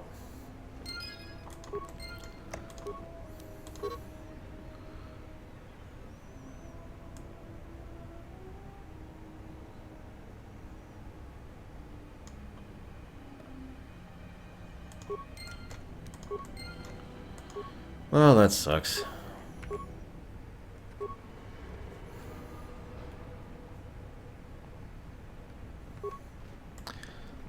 The good news is she probably died pretty quickly. Maybe. Hopefully. I'm hopeful she died pretty quickly. Hello, Scion.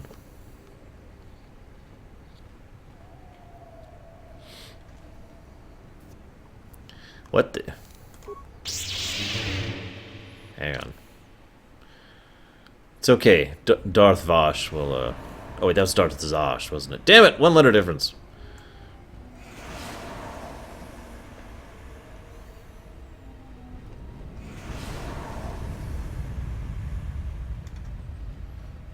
Probably Wolfdog. Okay, give me cutscene this time. Did you come here for answers? There are none. The call of Korriban is strong, but it is the call of the dead. It is fitting you came here. I have studied you and found nothing but weakness. Yet still she clutches at you, as if you are all that gives her life. His accent really works with the modulation on his voice.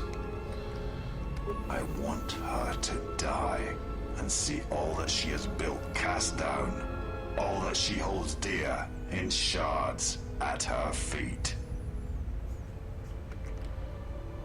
I know her as an apprentice knows their master. and as a master knows an apprentice.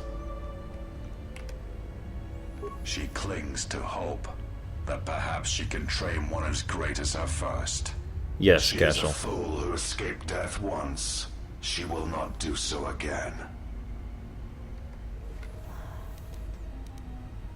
You are a wretched thing. A thing of weakness and fear.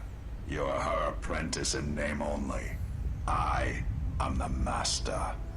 And that is why you will die. I find that incredibly unlikely.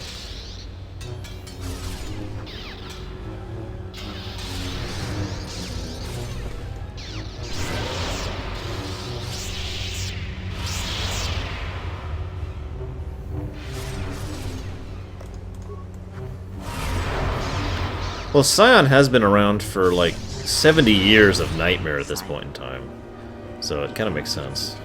He is not a beast of flesh and blood. This is not a battle that can be won. Flee. There will be another time, but it is not now. Not here, while Korriban runs through him. I'm curious who Scion's voice actor is, too. I wish I had more to talk about with Scion, but I've already kind of covered everything about him, story-wise, except for one little tidbit. Protects him, shields him. Which we'll talk about in a second. Find him, hunt him wherever he travels. He will not escape me again. I will bring his corpse to her, cast it at her feet. It will be as if killing her children.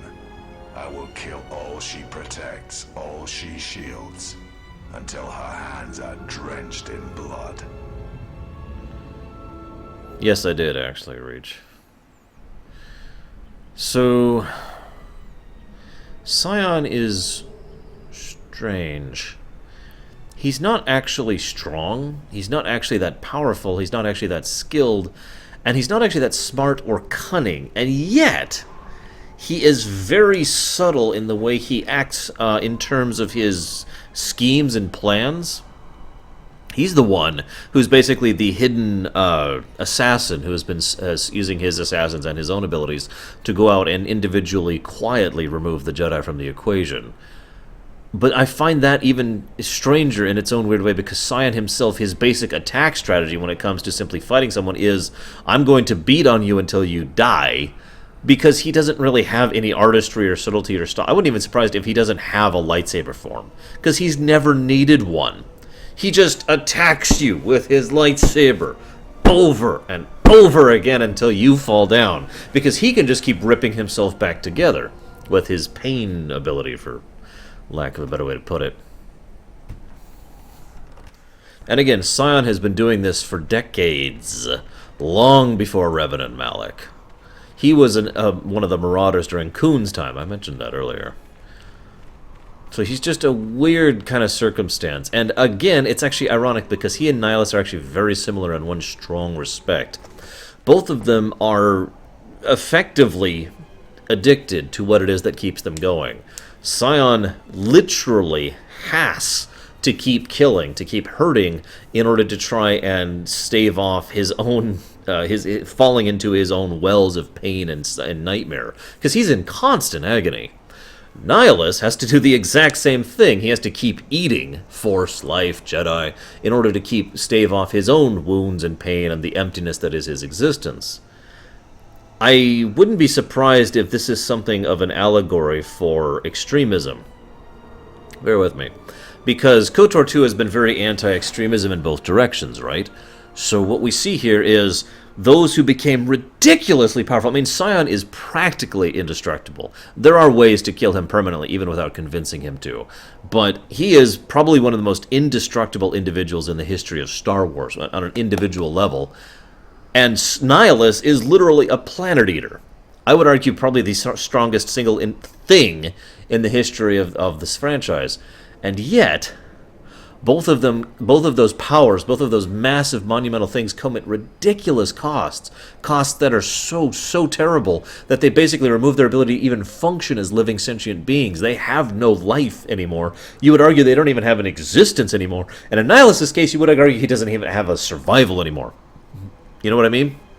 By the same contrast, we see that the same extremism in terms of the light side, it leads to the stupidity and blindness of, for example, Atris, who is probably the single best example of that, although Vrook is another good example.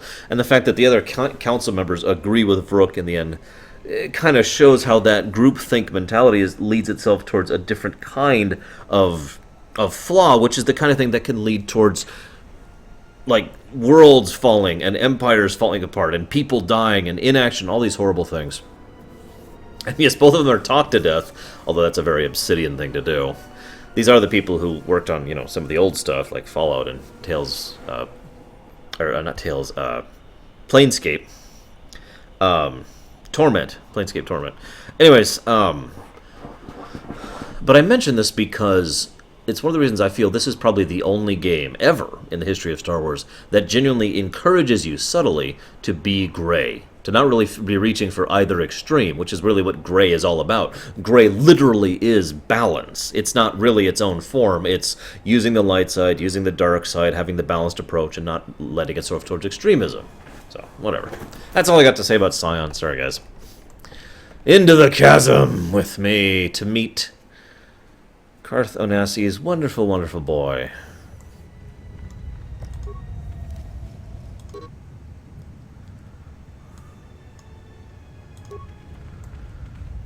I don't remember exactly where he is. I may have to look it up.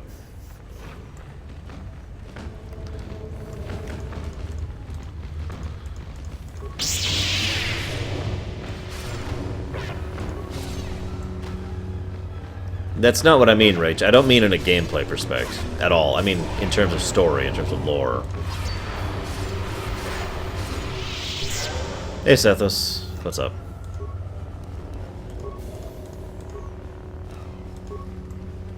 It's time to kill Sethos once and for all. The Burun will never escape me again.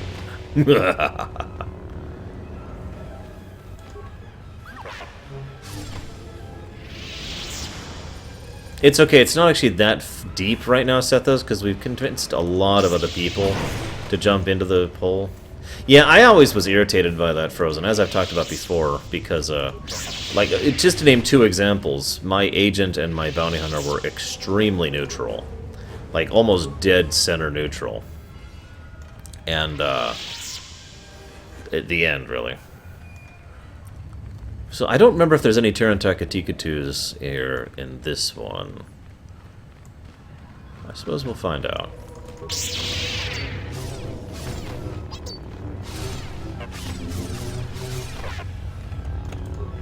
I have to admit, of all the lightsaber fighting animations, I like most in this one. I like the dual wielding the best. Oh hey, we've got another chasm, guys! Oh, this is awesome.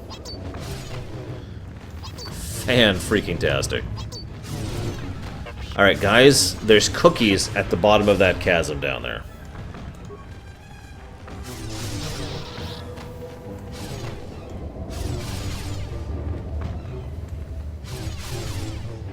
Yeah, almost, unlike a lot of the other areas, the, Ebon Hawk being a good example, this area is not a redesign of the original. This is literally a copy-paste of it in KoTOR 1.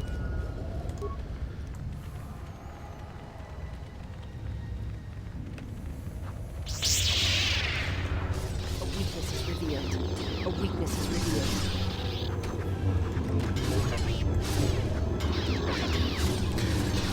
See, I'm the kind of person who I would actually put cookies down there. So if you survive the fall, there are some really nice cookies down there. We're talking white chocolate macadamias, fresh from the oven, peanut butter and chocolate chip, white chocolate, chocolate and cherry. Look at them all. They're all down there, guys. They're waiting for you. They could be in your bellies. If only you would reach out with the dark side and claim them. Oh, there's even cream-filled cookies. There's pumpkin cookies. We got it all, man.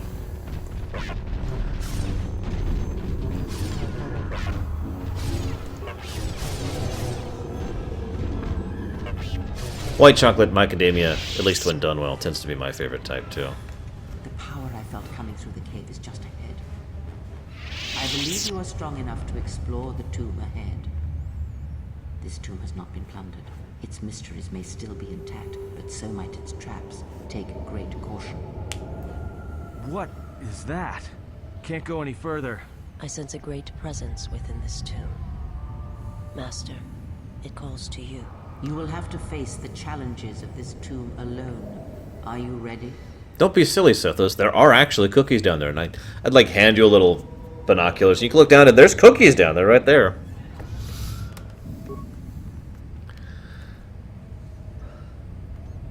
There's enough cookies to break your fall. I'm sorry, Deutsch. I can't stand nuts in cookies with extremely few exceptions. The macadamias I just mentioned being one of the few. Same with... Oh, this. I remember this. Same with everything else. I'm gonna shush because... Do not heed the words of the Jedi Council. The Republic will fall if we do not act now. Already the Mandalorians have taken 3 systems along the Rim. They will only grow more powerful with time. Come stand with me. We will use our might to help the Republic in its time of need. Join Revan and I. Together we will battle this menace.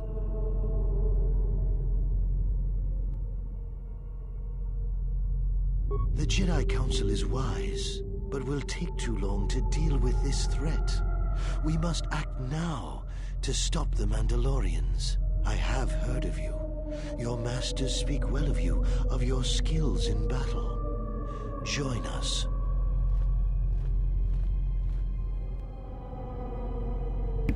Probably the only thing I like about... Well, I shouldn't say the only thing I like about it. One of the things I like about it is they always did bother to portray Malak as ridiculously huge as he was. He's a giant of a person, always has been.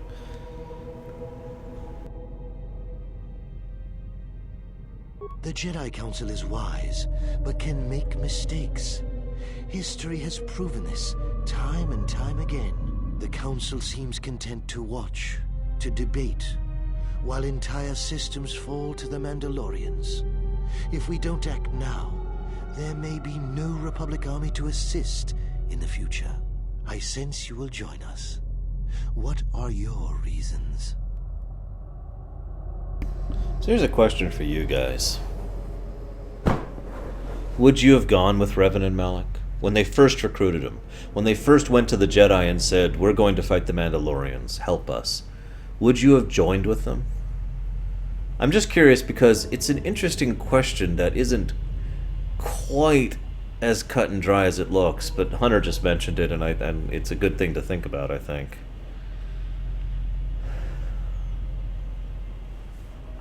I like how there's 6 options to explain why it is you joined.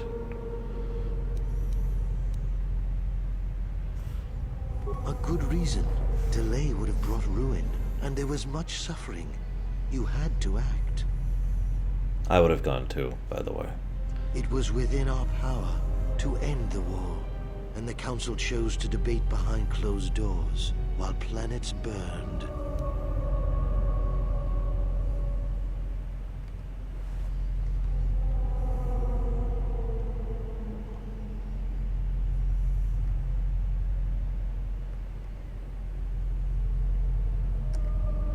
Yes, that's right. Without us, the Republic would have been no more.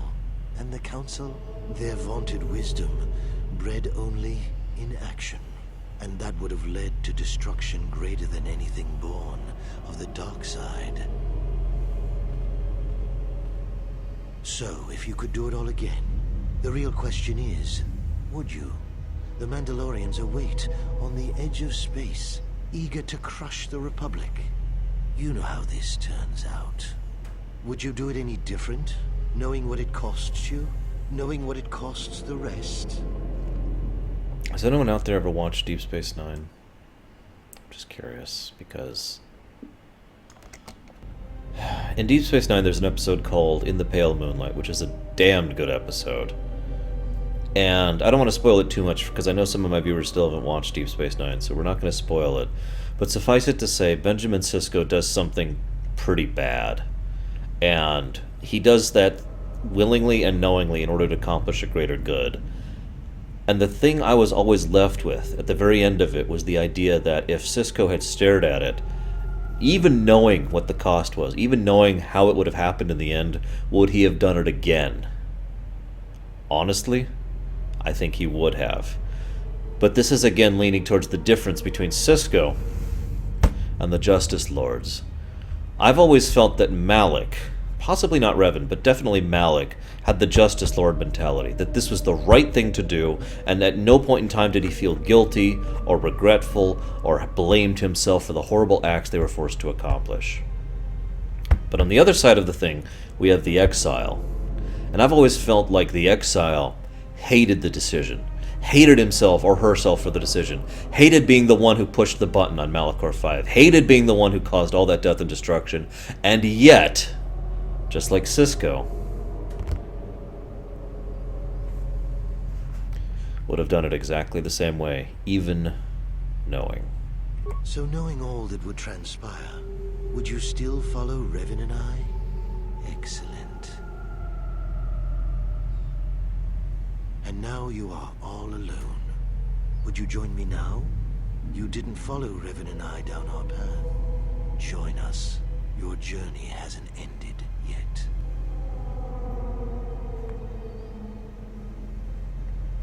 Are you so certain? Every step along the way, we did what we thought was right. Perhaps the same path lays before you, but the time of words are done. Now it is time you experienced the full power of the dark side. Okay. Notice every single one of these are named, by the way. If I'm not mistaken, every single one of these gentlemen and ladies here was actually someone in the comics during the Mandalorian Wars comic, you know?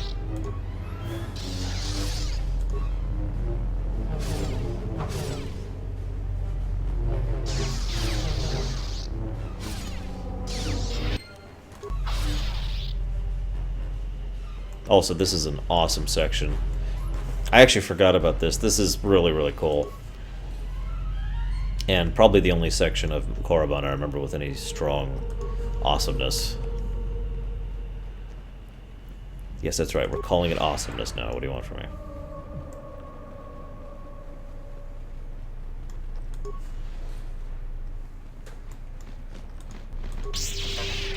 It wouldn't surprise me if that literally was Malik's ghost, or at least some echo of Malik.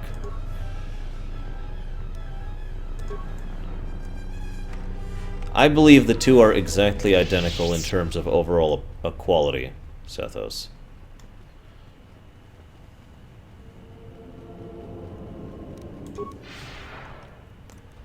Yeah, Malik never really did learn his lesson. Did he, Olivia? He was always sad and pathetic.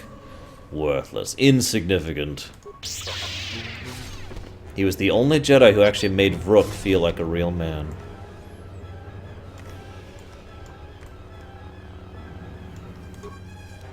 I'm kidding, though. Even Malik was better than Vrook.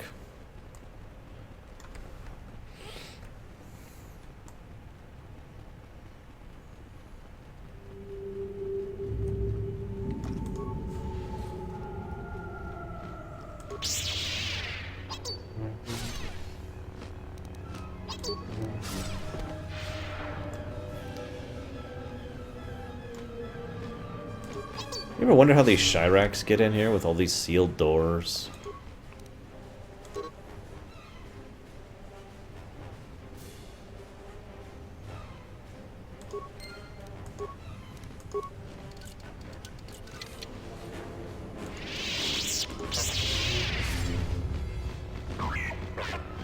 Is Season 6 not on Netflix, Sethos?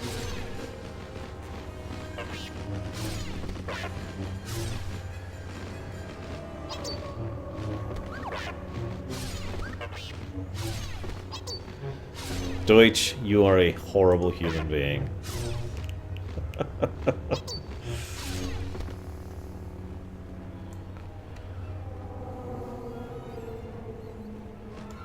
No, Malik wasn't thinking these would be good house pets. Malik was trying to breathe these, thinking, with these things soon, I will have the ultimate power in the galaxy. Nothing but Shyrax as far as the eye can see.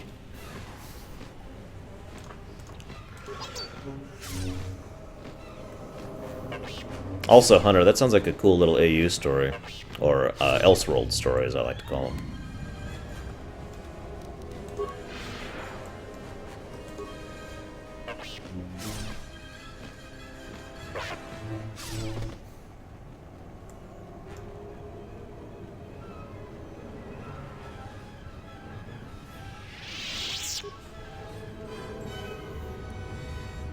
Com says we've lost another heavy droid transport. How can we break through the Mandalorian lines without support? The path is mined and the place is crawling with enemies. I know we've got our orders to press forward, but we're at quarter strength. We can't, General. It's impossible. We need to retreat. Duxon, heart of the crusade. General, it would be suicide to go forward. There's just too few of us. We already lost half the men just getting to the path. They've got the rest of the company pinned down by the crash site. You can't possibly ask the troops to go forward. If you ask us to charge, will it make a difference? Will our sacrifice mean something?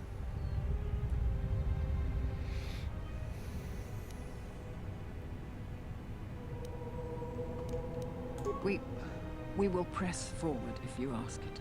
The path is mined. If you ask us to charge, there will be losses, General.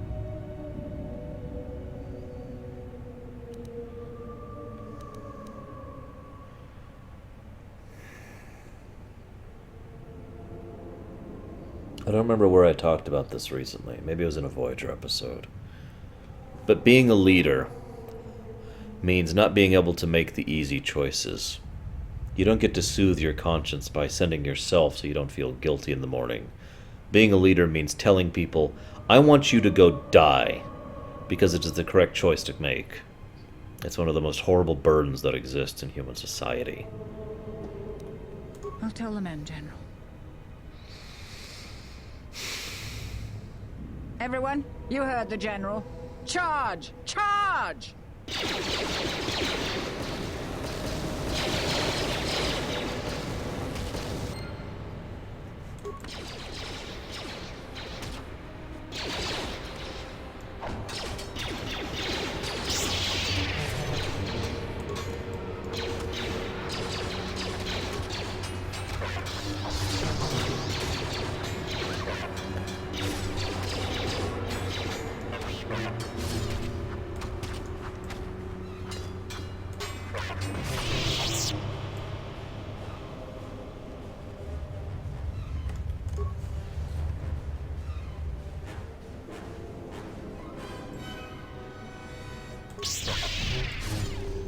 Which one is for Okobus? I didn't see it.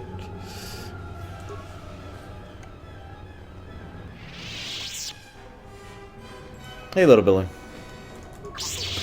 You just missed me getting all angry because of how things are. Where did I talk? It's got to be one of the Voyager episodes that's going live in the coming weeks. Because, I was talking about how the whole point, really, of being a leader is meaning you don't get the luxury of making the choices easier.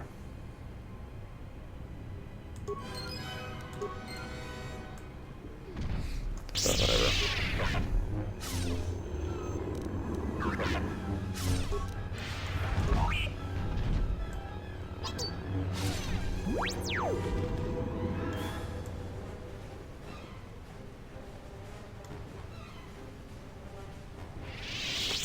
I don't know what I'd do in these games without Force Haste, just as an aside. Now, this is the only one that discouraged me. This whole section was awesome. Oh, not this one, sorry. The next one.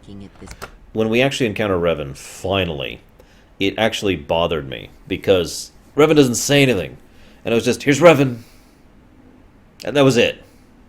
It kind of sucked, but whatever.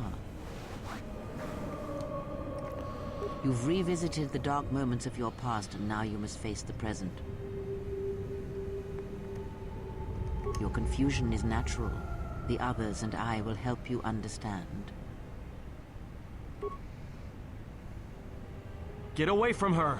She's a dark Jedi. Atten, I've had enough of your snide contempt.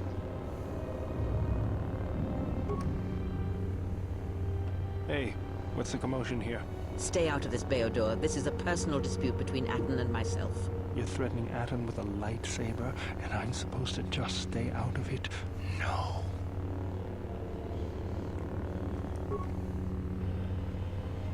T3! The three of you would challenge me? You sorely underestimate the power of the Force. Think again, Kreia. Your dark influence will end. Your friends are all arrayed against me. Will you stand for this?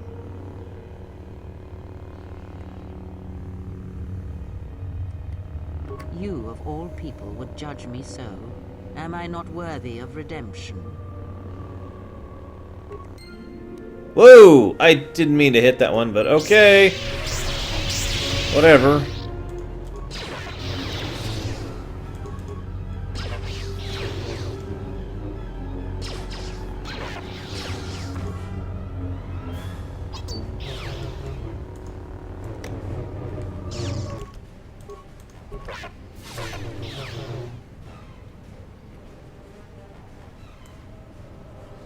Did I not get the dialogue? Seriously? Ah! Okay, what was the last load? Okay, thankfully I've been quick saving regularly.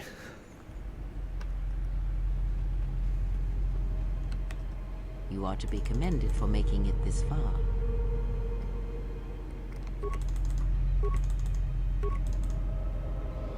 Get away from her! She's a dark Jedi. Atten, I've had enough of your snide contempt. Hey, what's the commotion here? Stay out of this, Beodor. This is a personal dispute between Atten and myself. You're threatening Atten with a lightsaber, and I'm supposed to just stay out of it? No.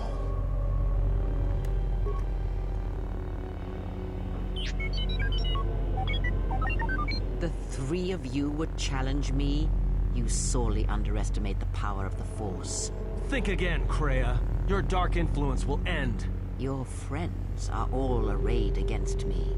Will you stand for this?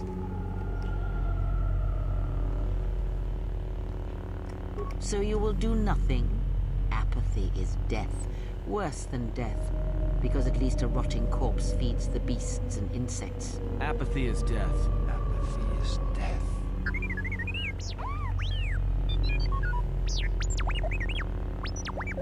Apathy is death. Apathy is death. Statement. Apathy is death. Apathy is death. Apathy is death. Apathy is death. I like the HK-47 one the best, by the way. For anybody who's curious.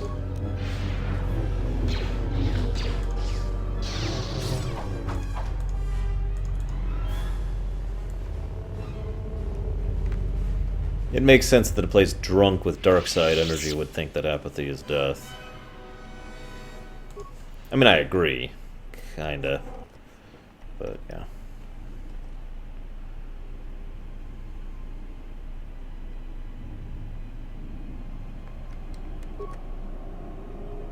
Again, Revan says nothing.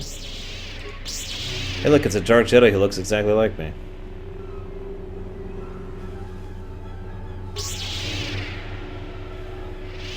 By the way, a violet and a red lightsaber. Get it?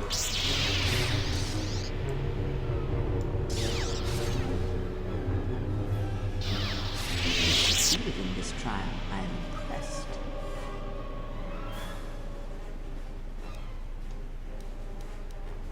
Sometimes, a momentary insight is worth lifetimes of experience. You may not yet understand what you learned here. That wisdom will come in the future.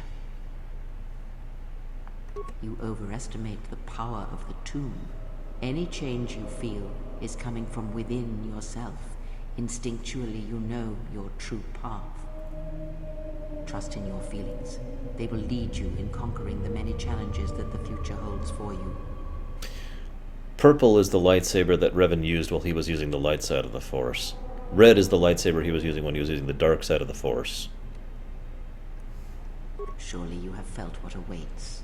Events are shaping themselves about you, seeking to draw you into their center. Play it, Sethos. Search the room you are in. Yeah, okay. Hey, it's Ludo Crush. Yeah, bye, Ludo.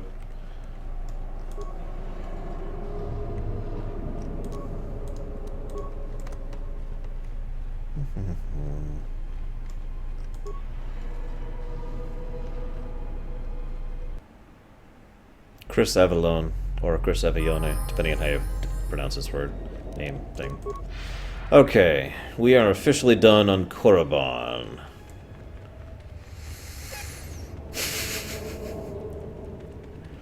That would amuse me greatly, Fearsome.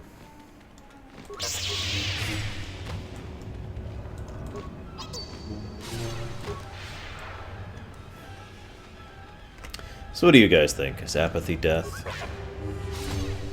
Or is apathy cookies?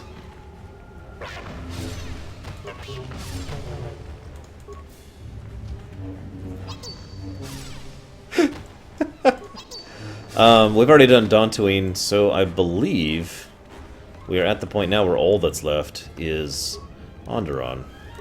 I'm actually looking for his son, Gamer Techno, because I don't remember where he is. So you'll forgive me if I peruse for a bit.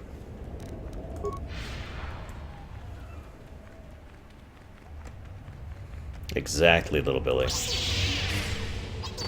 Gamer Techno has ensured we will never be light or dark again.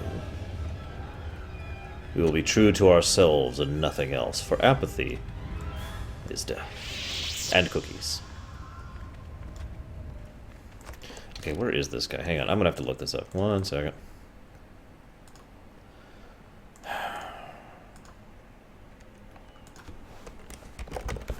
Let's see if I can spell his name right. There it is, Dustil Onasi.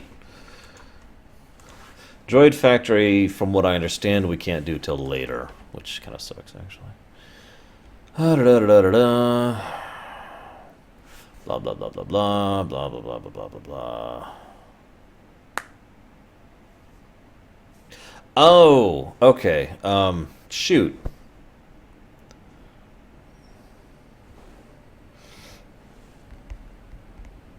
I totally missed him. He's not actually in the cave. He's actually in the... Okay, there's one of the Jedi we found had a data pad that was like, I am Nebelish, and I have done all sorts of stupid things. But if you look at him, it's very clearly Dustil's face and features, because he was originally supposed to be Dustil, and we were supposed to actually encounter him there. And they just changed the name rather than the face. So it wasn't in here, it was in the Academy. My bad, guys. Got the location wrong. Still sucks, because it still means he's dead. Here, I'll read the whole thing here. Dustil would have claimed that he is a Jedi and turned his back on the dark side only to return to Korriban for reasons unknown even to himself. Dustil would have claimed to have encountered and killed Karth 22 times, while other times Karth had killed him. While speaking to the exile, who he believes is another vision, he would cry for his father and ask why he left him. He'd become enraged and attack the exile and die. And that's Dustil's canon, sort of, fate.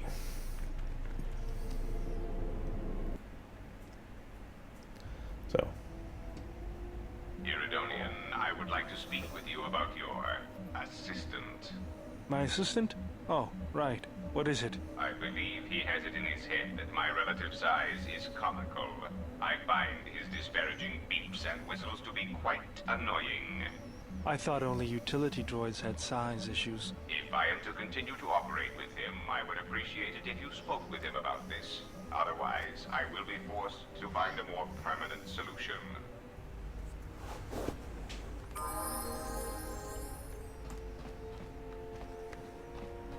We don't have that installed, Mandartin. After some considering the situation, I decided not to install it. Same reason they took everything else out, Pixie. Rushed game. They started working on it, got a few months into it, and all of a sudden were told, hey, by the way, you have a deadline. So they kind of rushed the rest of it.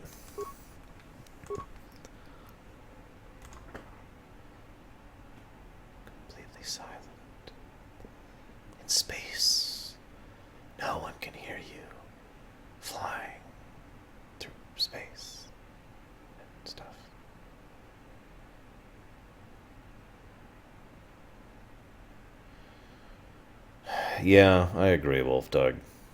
It really sucks. Whatever. So, Well, free. this is Onderon. Looks like there's a long line to get into the ISIS starport. Something feels wrong here. A great disturbance here in orbit, and again on the planets below. I guess this blockade is a symptom of larger problems on Onderon. If they decide to do a cargo search, we're gonna be in trouble. Looks like we're about to find out. I'm receiving a message from some Colonel Tobin. Patching it through. The Ebon Hawk. I was told to expect your arrival. I don't know your business on Onderon, but it ends here.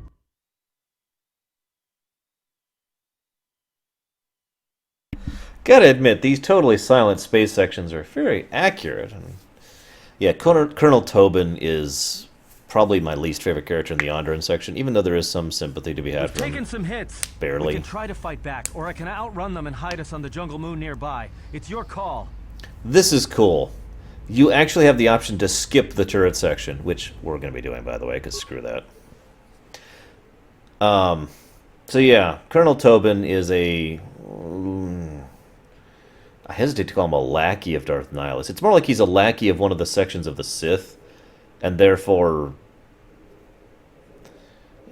by consequence, ends up being enslaved as another vampire victim? I'm not even sure what to call that, of Nihilus.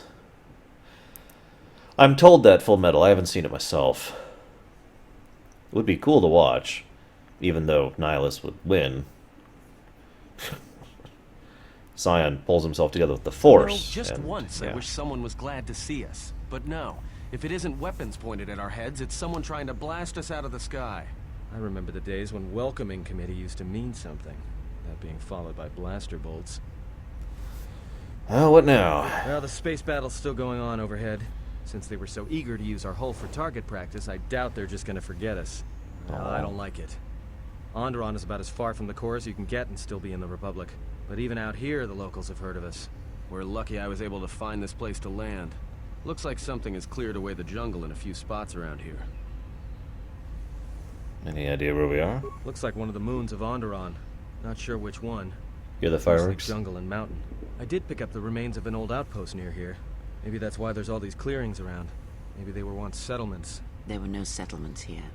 Those clearings were most likely once craters or crash sites. Crash sites? This is Duxon, where the Mandalorians began their crusade against the Republic. The remains of whatever outposts you detected here are military ones. We should be careful. This is where the Mandalorian Wars started? This doesn't look like much of a battlefield. Taco Bell. Much is buried here, and there is much that should remain buried. Until the ship is repaired, we're not going anywhere. Unless you can find another route to Onderon, we should sit tight. There may be a means to get to Onderon by another route. The Force has guided us here for a reason. We should explore our surroundings. There is something here. Something? Oh, there's something here, all right. Predators. Not small flit darters, but big, mean, nasty predators. Nevertheless, we should explore our surroundings. And that nearby outpost would be as good a place as any to begin. Alright, let's do it. Well, if you go, be careful. No telling what other ships were forced down in the battle. I have a feeling the ship will not be repaired until our business here is concluded. Do I make myself clear? Yeah, I understand. What's so important about this place? This is where the Mandalorian Wars began. He fought here once, and there are things here he must see. He fought here? Why didn't he say anything? Do you speak of all your battles? Or are there some you wish to forget? Hey, music. Okay. Bowdur. And...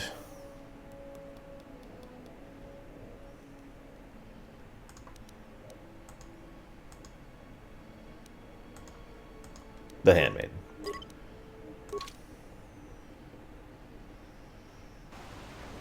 Actually, that's a good point. Is there ever a fast food place in Star Wars? I mean, there's plenty of cantinas and inns and otherwise, you know, fantasy-style tropes of places that have food, but has there ever been a fast food joint, or I guess I shouldn't say joint, but a fast food chain? Because there is a diner in Star Wars, but I don't remember there being anything else.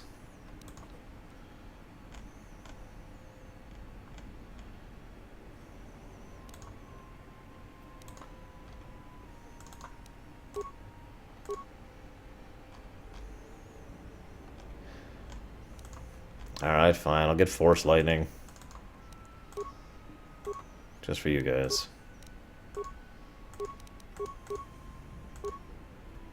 Fold the taco side of the Force. With each passing moment, you make yourself... I'm not going to finish that joke. What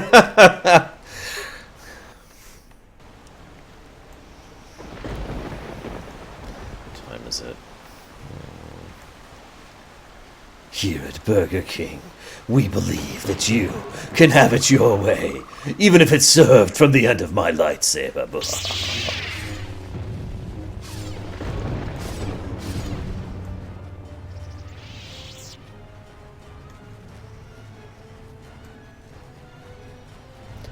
And of course, there were Ewok burgers, which are really good. I don't know if you've ever had an Ewok burger. They saute them for quite a while.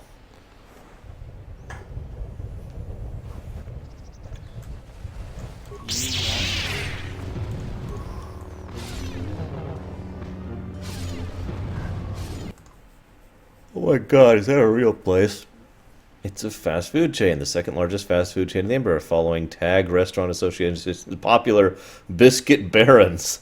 I never... What is this from? Oh, this is from the... Okay, this is why I've never heard of this.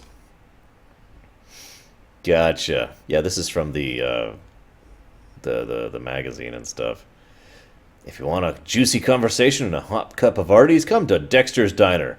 If you want a good cup of Arties, try Biscuit Baron. You get 3 Ewoks per Ewok burger. They get only the finest cuts of meat. How do you like that?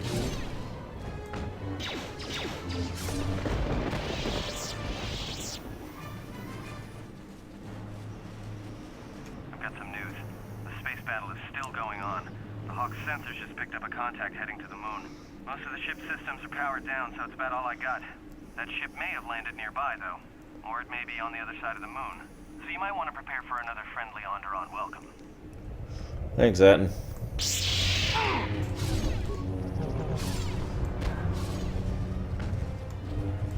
If you want Jabba fries, you can get them, but what the hell is wrong with you?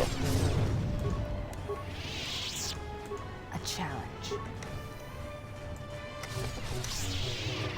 Yeah, I'm kind of falling asleep over here. I'm debating cutting it off soonish, or pushing until the end of the game. Those are my two options here. Because Onderon, I mean, Duxon is barely anything. We're just going to be talking about Frieden Nan and how stupid he is. Onderon is actually pretty cool. I love the politics of the situation. I've actually kind of already talked about it a little bit. And then we'll do the big finale. Oh wait, actually I guess we'll do it in the Droid Factory before or after the Ravager. Then we'll do the big finale of the Ravager. Then we'll be doing the other big finale, the different finale. And, you know, then we'll be done. Yes, I have, Rastfall. It's just right now my workload can't take that kind of a thing.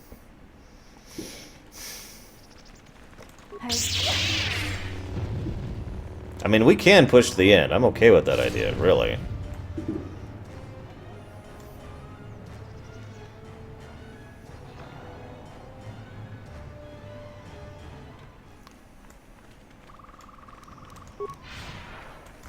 Why don't we super cheat?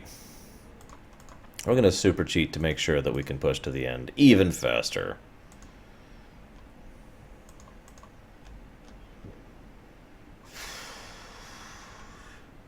Where the heck? There it is. Yeah. Actually, hang on. Pull, open, push to the end, or quit for now. There's your options. I'll let you guys decide. I'm going to super cheat either way. Because, duh. At this point, I just want things to die quicker, damn it. I'm running out of things to talk about.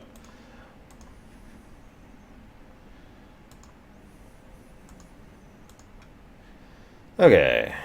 Here, let's change our sound set again. To the Ithorian. There you go. Just for you guys.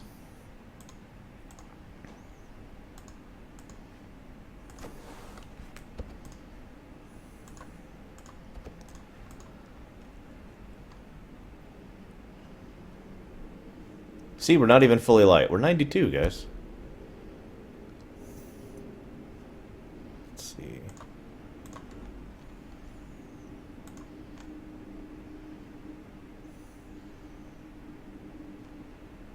That's not what I wanted to do.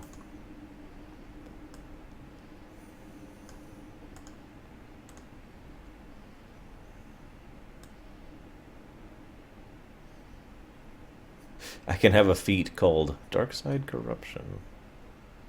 Oops, I didn't mean to do that.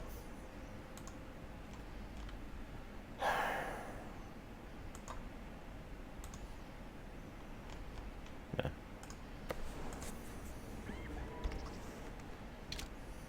Let's see if this does anything. Or just crashes us. Ah.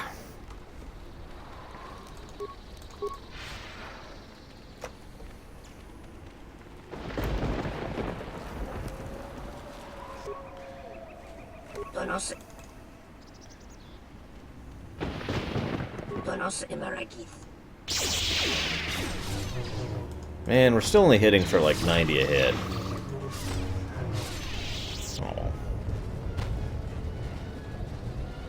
Oh god. Depends on if we cure any. Rastfall actually did a video specifically answering that question. So I haven't heard my character say anything yet.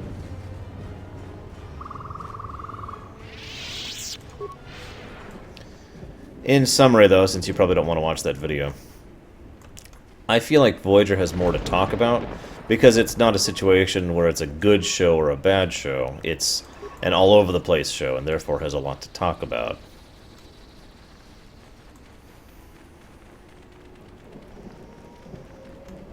The name of the video is Why Voyager, I believe. You let the ship escape? I will deal with your failure later, Captain. But for now, find that ship.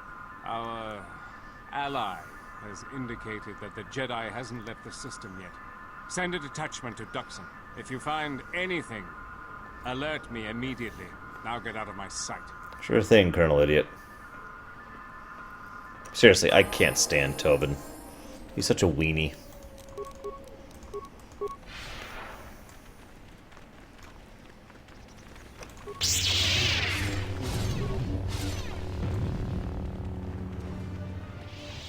Unnecessary up.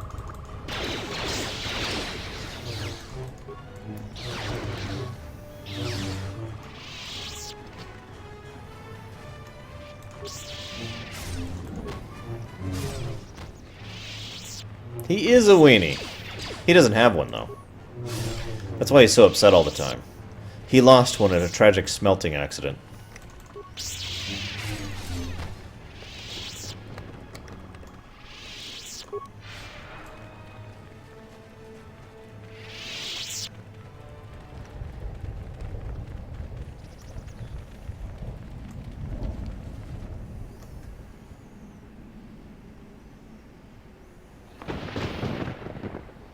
Right there. We've got you surrounded. I'm surprised you got this far. The jungle doesn't usually let its prey go that easily. What are you doing here?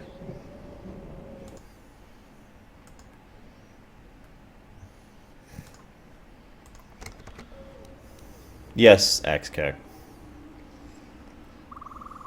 We claimed this moon decades ago, when we reforged ourselves after XR Kuhn's defeat. Some of us call it home. Why are you trespassing here? I imagine he would have tried to make someone else do it for him, Wolfdog. I cannot imagine Palpatine being willing to make that kind of a sacrifice, especially when he has so many other much more efficient ways to kill people. I am a Mandalorian warrior, and this area you are exploring is our territory. We have orders to escort you to our camp. Our leader wants to speak to you. Okay. I'll go talk to Mandalore, the Preserver. I'm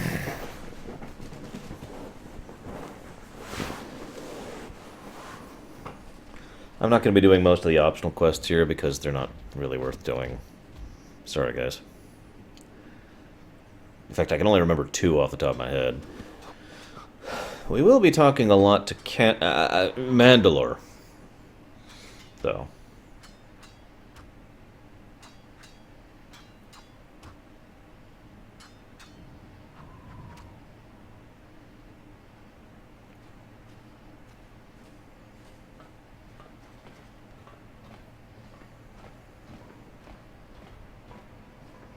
Oh, fine. I'll do the Mandalorian fighters thing. So you're the intruder. Our sensors picked up your handiwork in space. I am Mandalore, leader of the Mandalorians.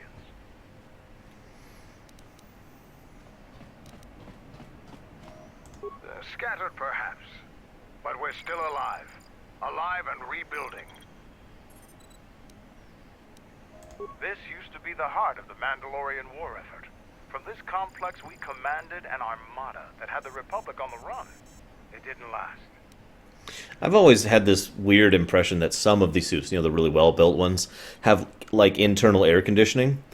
And so the ones that aren't well-built don't. And they're just like, oh, God, why? And it gives them a motivation to get promoted so they can get ones that actually have AC units built in. Mandalorians have a rapport with this jungle. Every moment here is a struggle. All creatures gripped in a constant war for survival. The sole purpose of the weak is to feed the strong. We train here and learn the lessons of the jungle. The beasts also help us keep our edge. I'd just like to say, by the way, I do actually rather like the Preserver's armor here, aka Candace's, but that being said, I do still prefer, or I said that wrong. I like it. I like Candace's armor, but I prefer Boba's. Covert camps are not meant to attract attention. Because we conquered them, the people of Onderon still hold a grudge against the Mandalorians. So we keep our presence here a secret. Man, what a frickin' shock. So it's transportation you want. It so happens I have a small shuttle that's more than capable of running the Onderon military blockade. That's a good question. Wow! Nobody wants to see the end of the game tonight. I make occasional trips to ISIS for information and supplies. If you want to go with me, you're going to have to prove your worth. Okay. Figure it out yourself. Ask around. See if you can make yourself useful. Or something that'll show what you're made of. Well, if we're going to rest now, we're going to be streaming tomorrow. So we will be streaming on the 4th of July. Heads up. I'll let Kex know that you check out. We found more gear than we can use, so you can trade with him if you need some more supplies. Be careful in the jungle. Our patrols have stopped until the space traffic dies down. The challenging beasts have been cleared from the area, but what's left might still be too much for you. Yeah, right. Whatever. See you around, Canderous. Okay, yeah, we're gonna go ahead and cut it off then. So, everyone enjoy festivities and enjoyments. I'll be streaming 11 a.m. EST tomorrow, once again. We'll talk about Canderous more tomorrow, talk a little bit more about what he's trying to do with the Mandalorians tomorrow. And then we have a lot to talk about Onderon, probably one of the last sections of the game I really have a decent amount of things to chat about. So, hope to see you there, guys. Tomorrow we'll finish this stuff up.